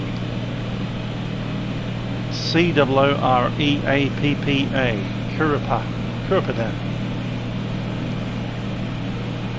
I saw water, so I went, oh, that's a creek. Nah, that's a dam.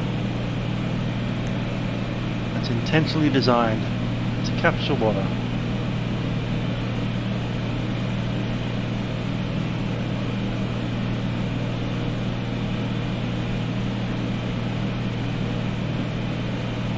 I wonder which side the dam is on.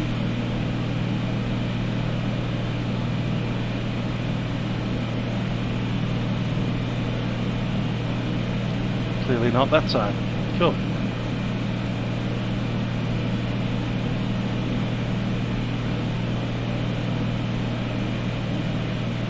Alright, so the dam wall itself is on the southern side of this little bit of water that we'll see in about 10 minutes.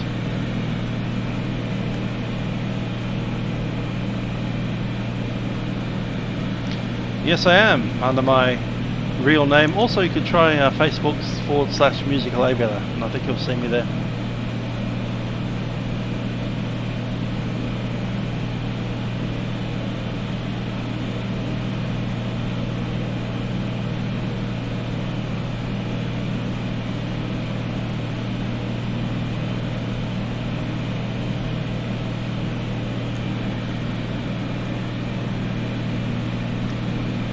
That looks like we have changed our course. What is it again? To the creek. And yes, heading 259.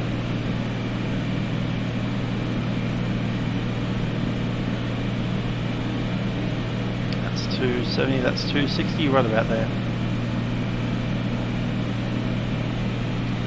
Check that up against the compass.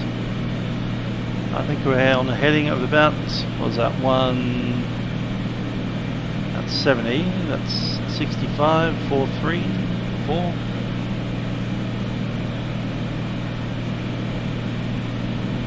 About there.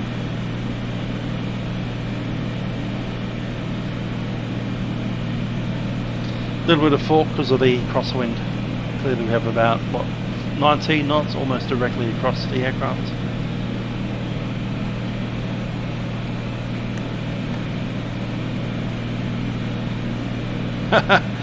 Pig hunting in Coober Pedy? No, we're not doing pig hunting in Coober Pedy.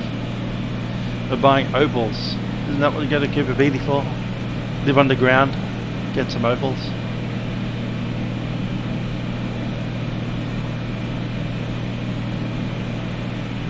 Look at that. That's a well. Back near the turn of the century, they were putting wells out on the Oodnadatta track, and they were designed as these kind of square bores that go straight down into the artesian basin.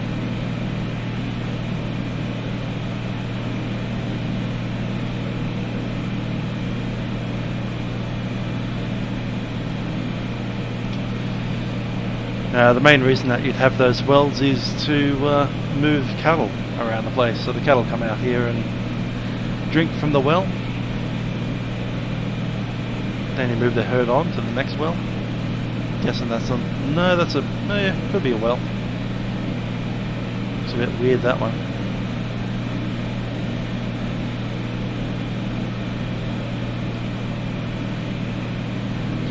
Back into dune territory.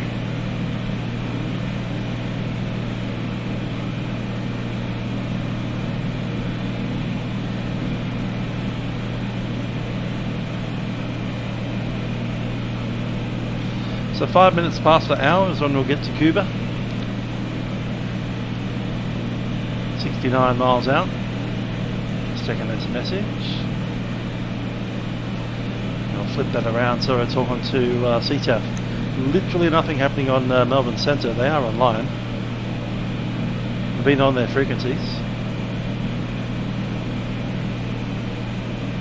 Must be a very boring night on Melbourne Centre. I have one aircraft over there. Ooh. I think Indian Ocean sector's got... it's got one aircraft, look at that. Hanging down here in Antarctica. Someone's about to call in on HF. We won't be able to hear them. They're too far away.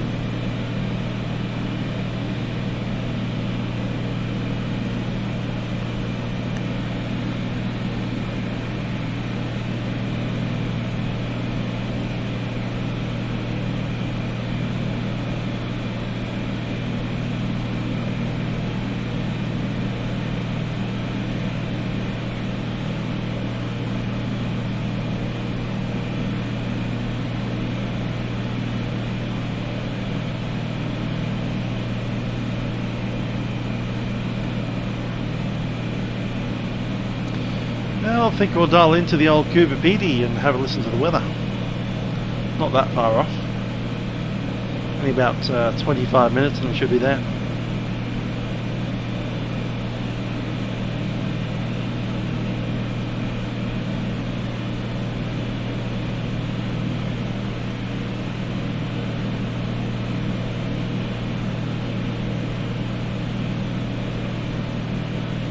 Saw your friend request.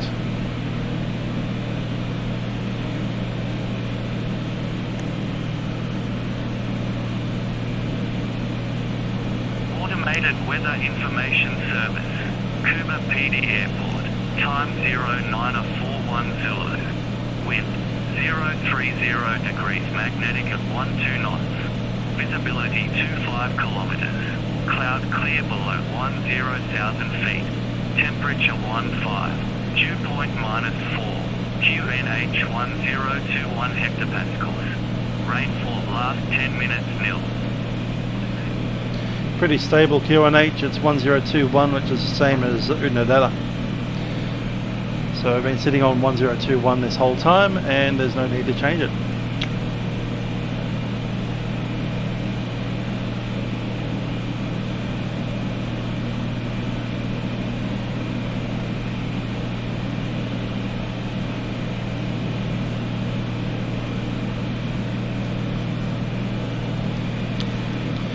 The wind was 030 at 12 knots. I'm going to be landing on runway 04. Coming in from the from the east, sorry. We'll pass overhead the field, pop into a left-hand downwind. Somewhere over here.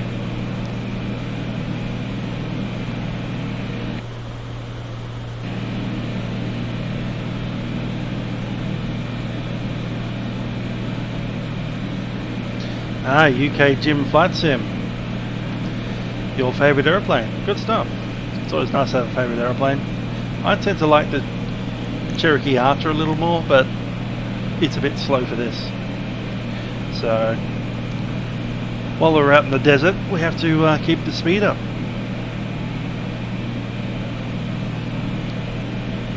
And a ground speed of 160-ish knots is probably where we want to be. Yeah, 160. We actually got it pretty much right. 2 knots slow. I can fix that.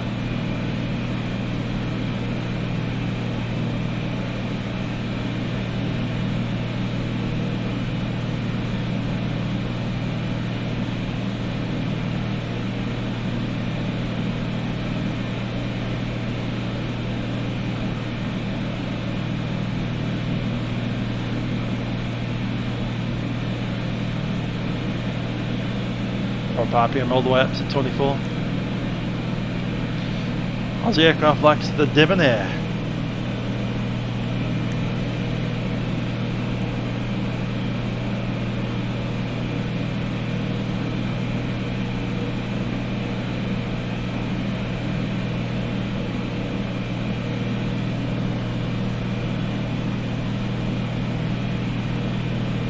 .44 on the time. 4 minutes and we should see a little bit of water. Little sliver. A dammed up creek. There it is. Spotted.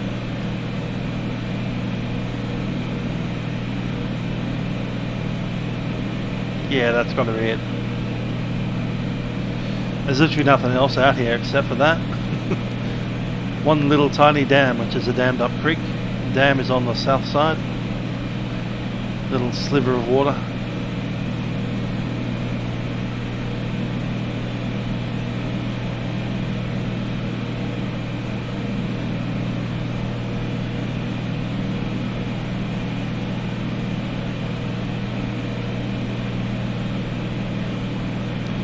Pretty brutal country out here.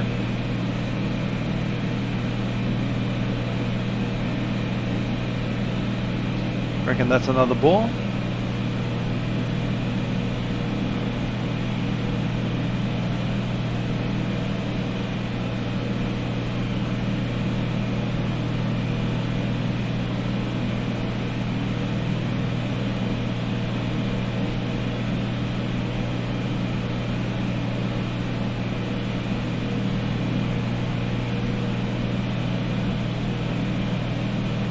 Looking in on Google, you get little tiny lakes that kind of get trapped between the sand dunes out here as well.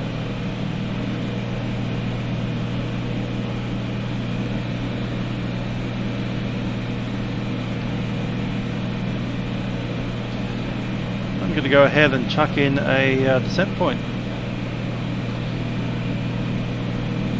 Oh yeah, that's right, I need to actually put an altitude in, don't I? Speaking of altitude, the altitude at Coober Pedy is 745 feet.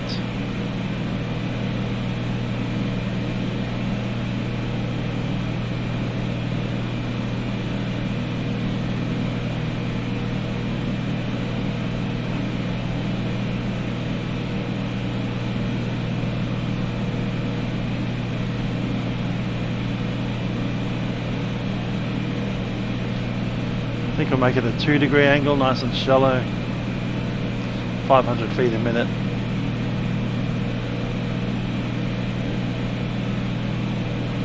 There's top of descent.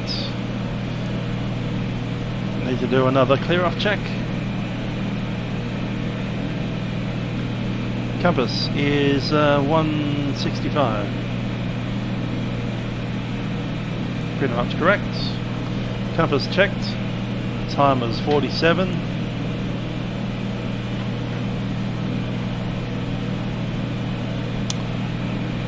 Engine, I'm showing 14 or a little bit less than 14 on the fuel gallon burn. Cylinder head temperature is good. EGT is just a little bit above 14. I'm going to push it a little bit richer.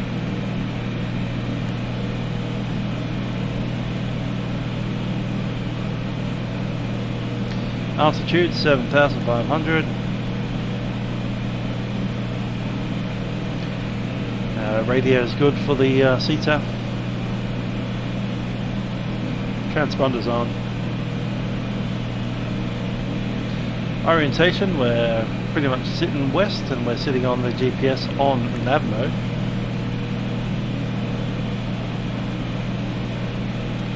Fuel showing it's at about 20 gallons per tank. That's 40 gallons overall.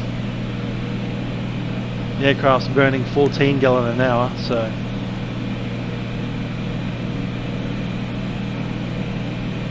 that's about an hour and a half of fuel. If we did need to go all the way back to Oodnadatta for any bizarre reason, we'd only need 8.5 gallons to get there. if we're going direct.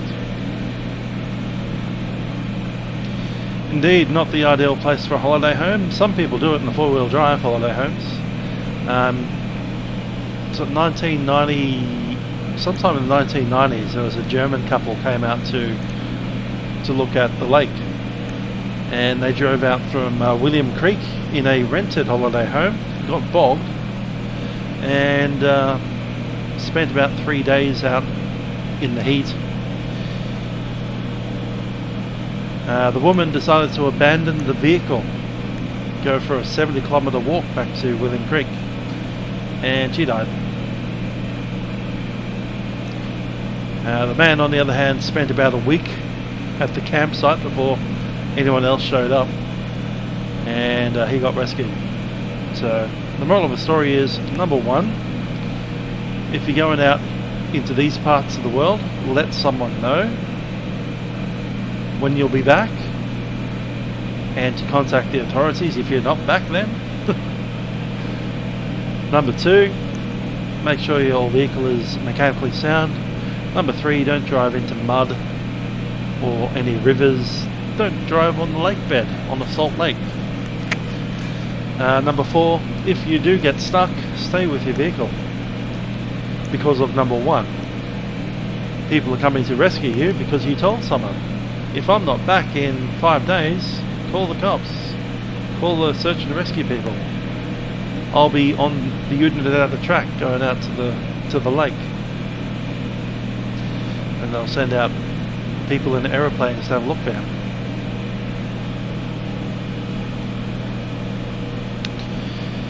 And I guess number five, if you're travelling out in places like this, maybe consider bringing a satellite telephone and a EPIRB.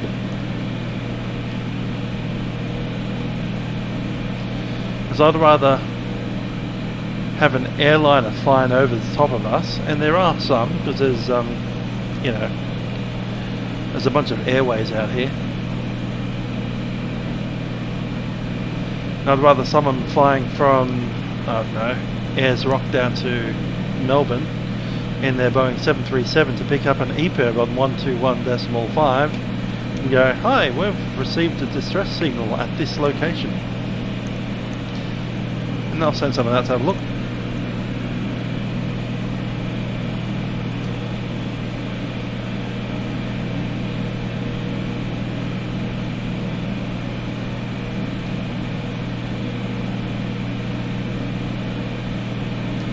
There's the top of the set coming up. Still showing 05, about 10 minutes, 11, 12 minutes out. We'll make a broadcast on the CTAP at the 10 minute, then again at the 10 mile.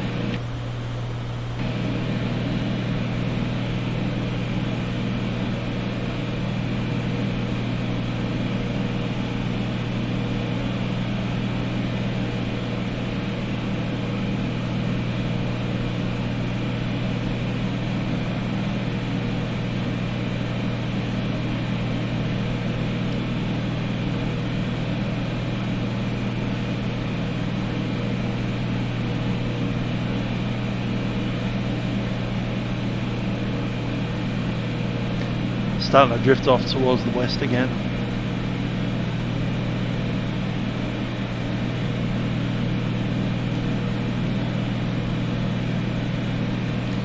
Okay, the time 53. We won't be needing to do that again until we're essentially on the airfield.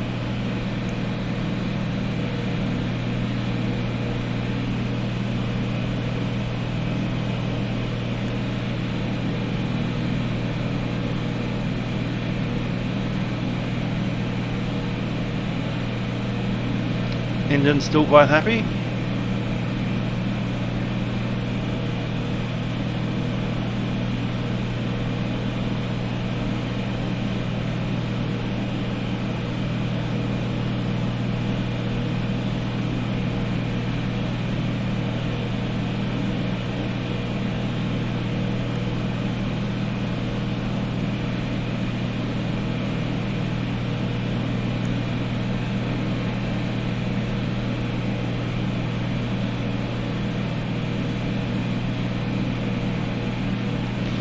think we'll call the GPS time at 06.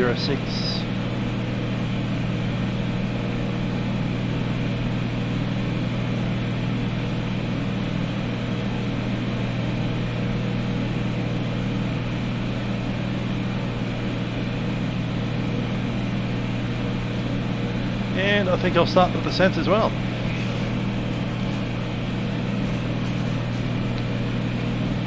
Coober Pedy traffic, Delta Oxa Echo is a Piper Comanche 7500. We're approximately 30 miles to the east of Coober Pedy. We'll be setting into Coober Pedy and estimate circuit time 06. We'll be positioning for downwind runway 04. Coober Pedy traffic.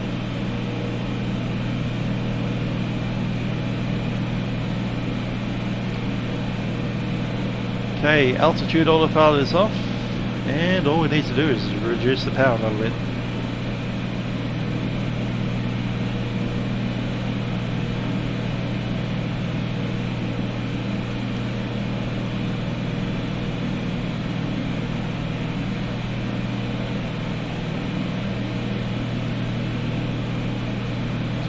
Doing it that way, you essentially stay at the same airspeed, but you've got less energy coming through the prop, so something has to give, and the thing that gives is gravity starts pulling you down again. So I didn't even need to really touch the trim, or certainly didn't need to pitch anything.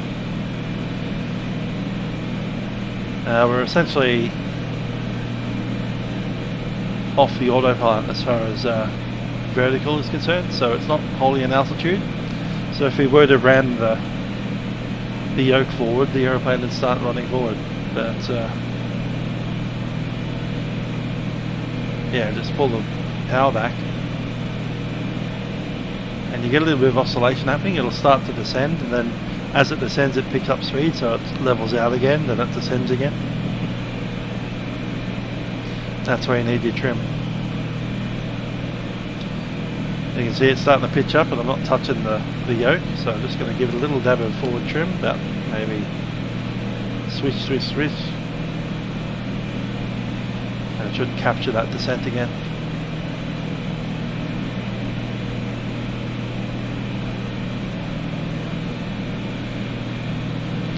Become a little rich on the mixture, because we are going to start entering more air molecules in a little while. 23 miles out. Time 57, so 8 minutes away.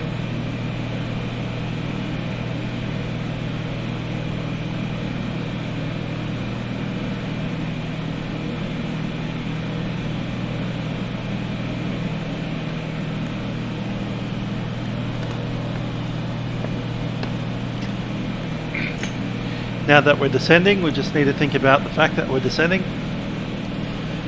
For the approach, we'll be flying into the downwind, so we'll be flying overhead the field, left-hand turn onto the downwind, getting the gear down, and then making an approach with full flaps. It is a sealed runway. We need to vacate at the very top end of it, and it's a right-hand turn.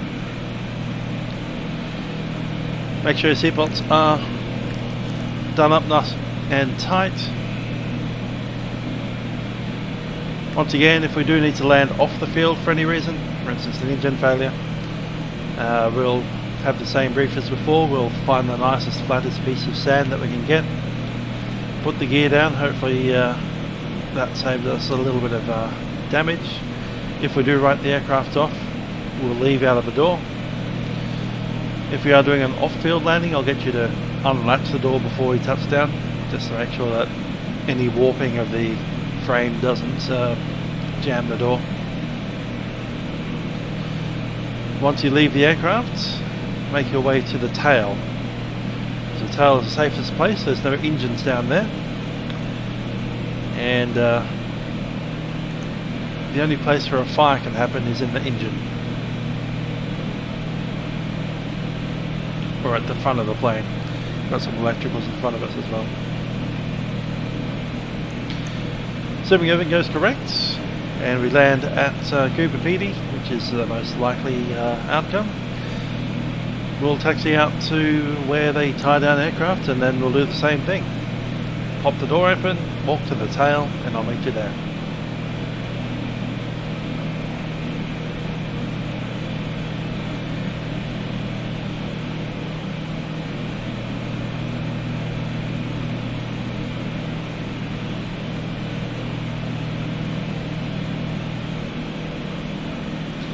Checking my fuel, both on the mains. Fuel pump is on.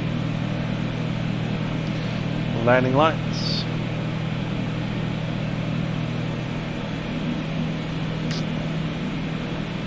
– 5,000 feet.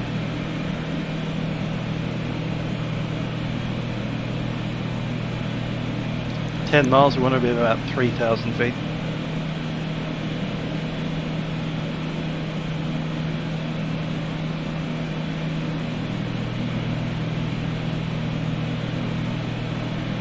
I'll give it 3,700 feet. There's Oodnadatta track, I can see it.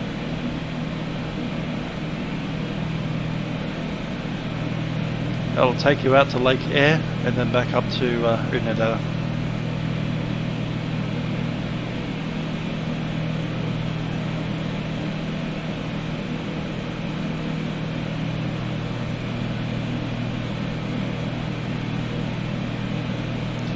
They say the Aborigines in this area used to walk what they call song lines, which essentially travels along the Oodnadatta track. Even before white men were here, they were travelling these parts, trading up and down, going out to the lake. And their song lines would find the boreholes, those little square lakes that we were looking at. They would actually sing a song as they walked along, and the song would actually be essentially instructions on where to find all the water. So that's how the story goes. A lot of those songs are still preserved in the cultural memory.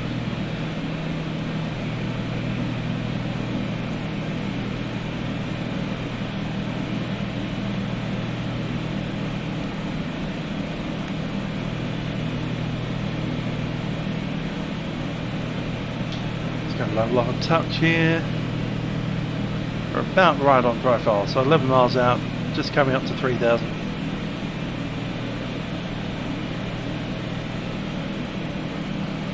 Oodnadatta traffic, Delta Oscar Echo, Papa Comanche is 10 miles to the east of Coober Pedy at 3,000 feet. We'll be descending to fly overhead the airfield at 2,000 feet on the dead side, and then joining downwind runway 04 Oodnadatta. So again, Coober Pedy.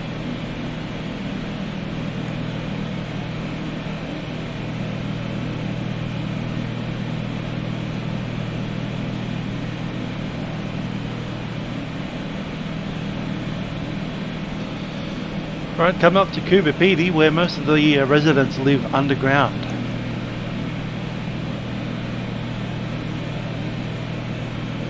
Little holes.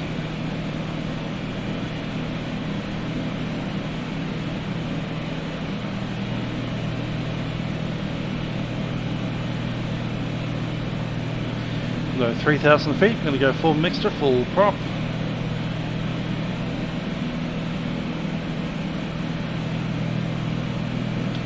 And my aircraft.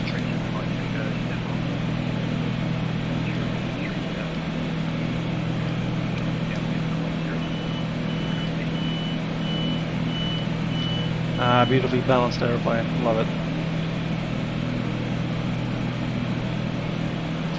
3,000.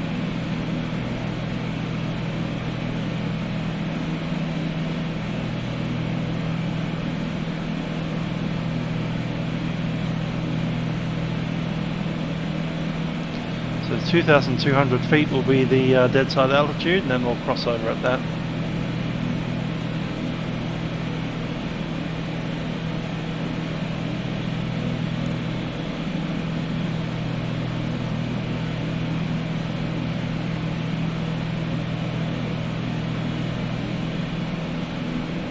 That was 17 there, we're at 1,500 low.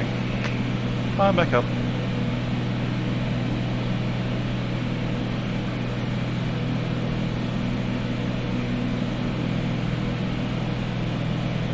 2 minutes out. Alright, this here is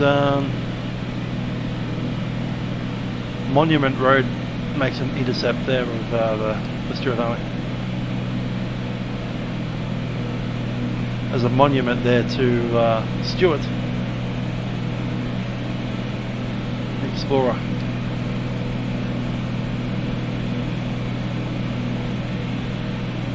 That there's the Stuart Highway, the big sealed road. Gotta love being able to drive on something solid. There's our airfield.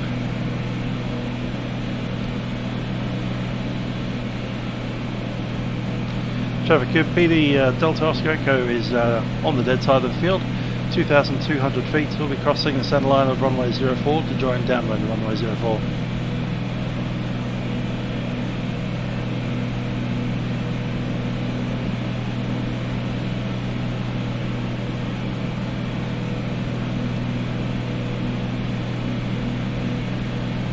Checking up there, making sure there's no aircrafts. That's the township itself, as you can see. A lot of underground stuff happening. The odd structure above as well. But probably the most famous hotel there is the Underground Hotel.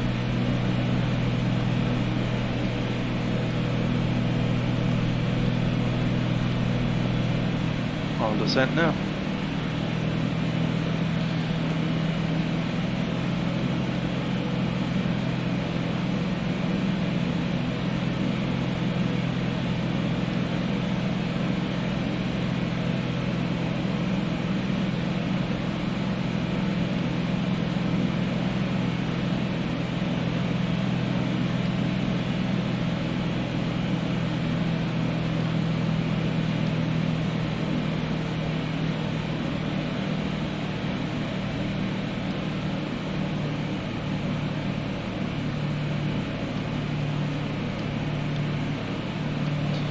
And get down.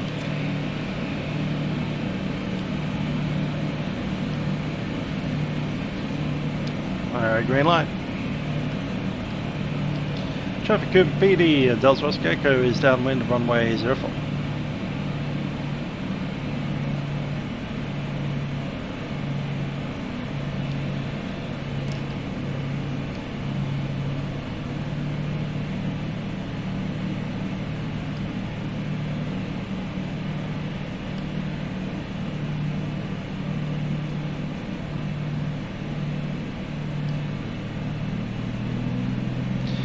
Brakes are released, undercarriage is down. Fuel is fully forward, prop is forward. Seats are secure, pump is on. Okay, Coober Pedy, 7371, go John Field,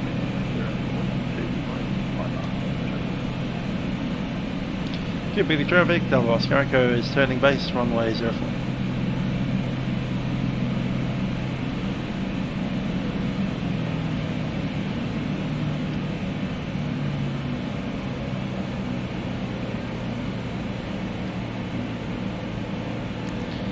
Stage 2 flaps.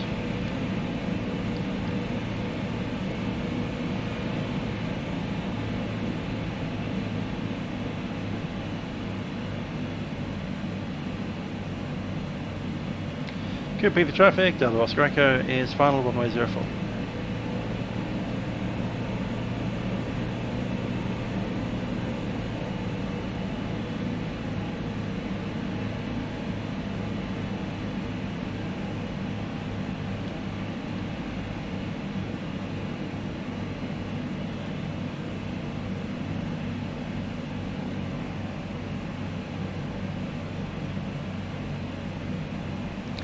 And all the flaps.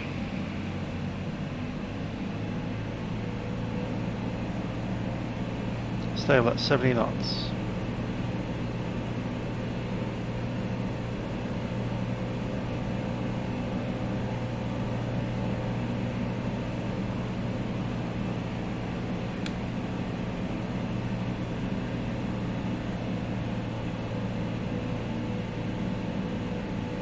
Think about Lewis.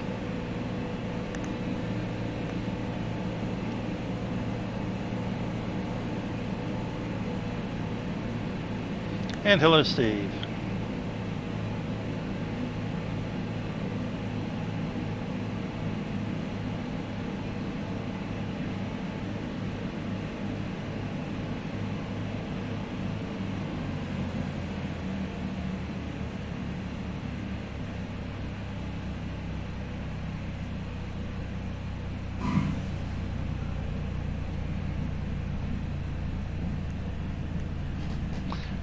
Pretty close. I think it was 82.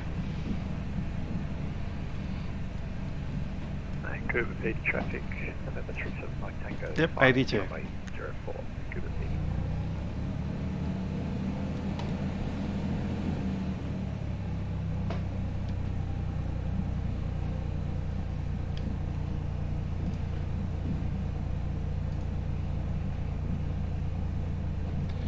All the way to the end and then vacating to the left.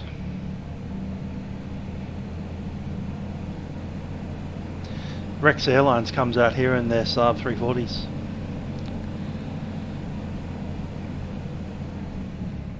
Is that the runway or? Yeah, it is.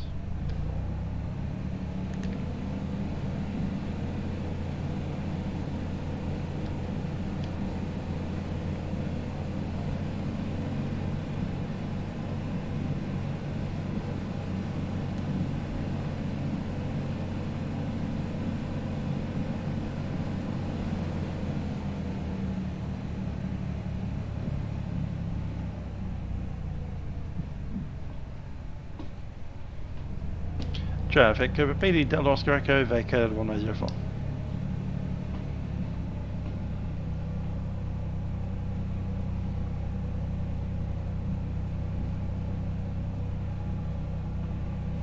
Indeed, it is a rather neat airfield. This is a proper, you know, commercial airport because they get the used to be daily, I think, or is it like 4 days a week? Saab 340 come out of here, come out of Adelaide up to here. So it's part of a proper network of airports.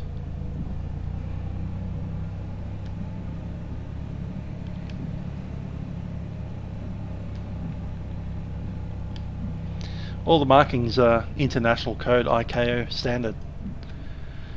So you get the white markers there, which are around the runway, and you get the yellow ones around the taxiways. Anyhow, there's the fuel bowser. We don't need that now, but we will need it before we leave. We'll pop into the grassed area of the airfield.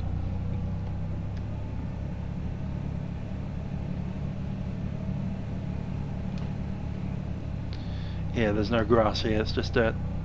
Sand, rock.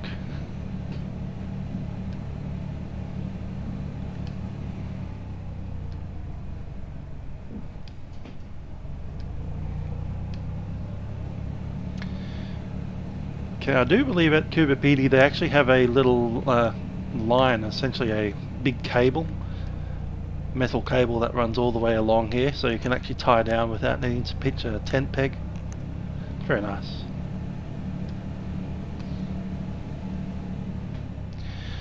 No ideas on your 737. I've never had it before. One thing I've heard of is if your viewpoint is set too far back, sometimes you can be inside the seat and none of the click points work, but apart from that, no idea.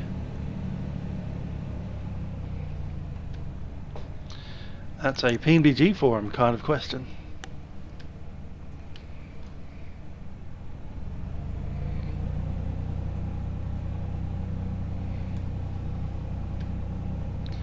Okay, 1000 RPM, just going to drop the fuel pump, jump some of these lights, and we'll shut it down.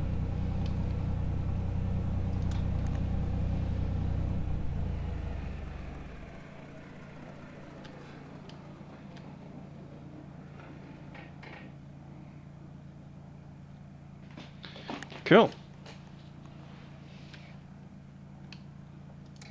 Master switch is off. Let's pop it open, meet it sail.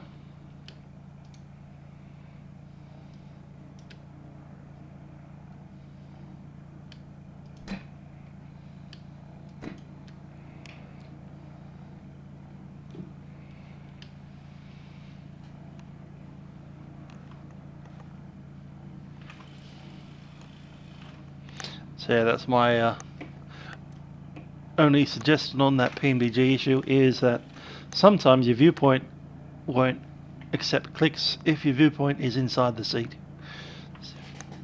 That's the old control delete button, control enter button. If you're too far back, click spots won't work.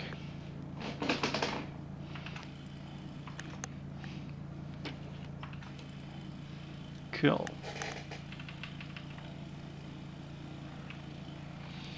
Alright, from the tail of the airplane.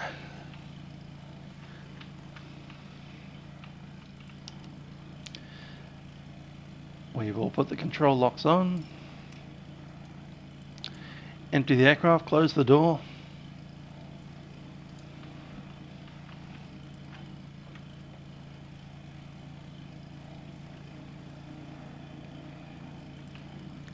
Don't think we're far enough back, we'll need to push her back a bit.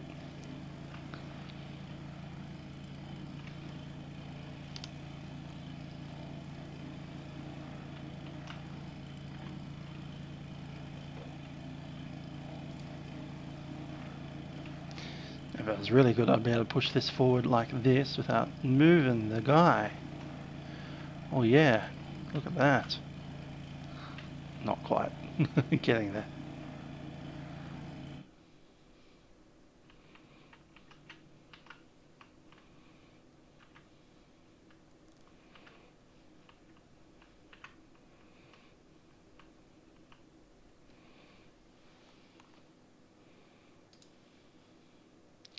Well, that was fun. Cool.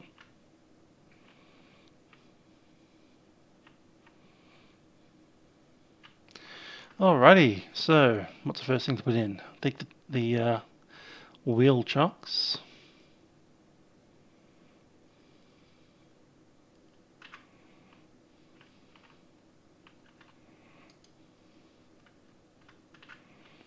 Wheel chocks are in. Next thing we'll put in the pitot cover.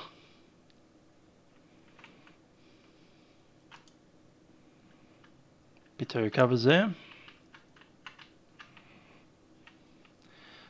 Over to the back of the aircraft and pitch the tie downs. Good stuff.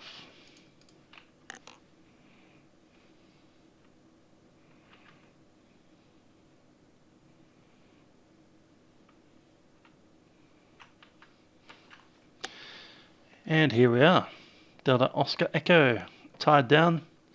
Head over to the terminal and let ourselves out into Coober Pedy, Australia's underground town.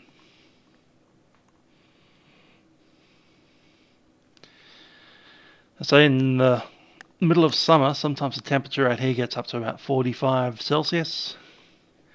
I don't know what that is in Fahrenheit, 120 odd. Pretty horrifically warm out here. So a lot of people live in dugouts. They literally use the same technique that they made the opal mines with to create homes. So they'll dig out a bunch of rock, live several feet underground in the rock, and they say that inside the rock is a nice, pretty stable 20, 21, 22 degrees. Barely changes temperature underground if you go far down enough. All that insulation of sandstone above you.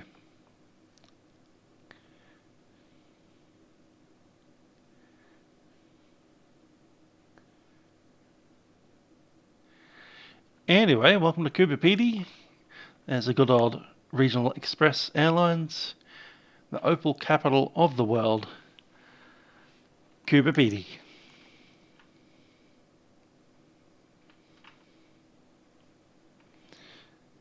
Good stuff. Well, I hope you enjoyed the stream. I hope you enjoyed the lake. Catty Thunder. Sean sent me some stuff on Facebook. Good to see you. I will be sure to check that out. Anyhow, next week sometime we'll be heading down to Ceduna, which is on the coast. It'll be a long flight. I think we're doing an extra stop at Ambrosia Jacinth Mine, just another mine site. I think out of Ambrosia Mine we'll want to probably take a little bit further west so we can see the Great Australian Bight before we hit the coastline. Anyway, with all of that done, with this dude clearly wanting to get out of here.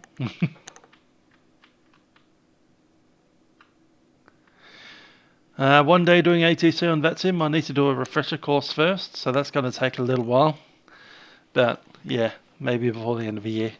Maybe that'll be my leaving COVID goal, to have done the refresher course and actually have the ability to do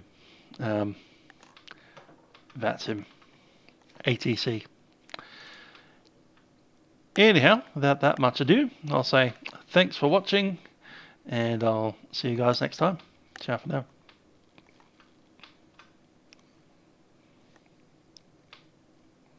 Come on. Enough with the left turns already.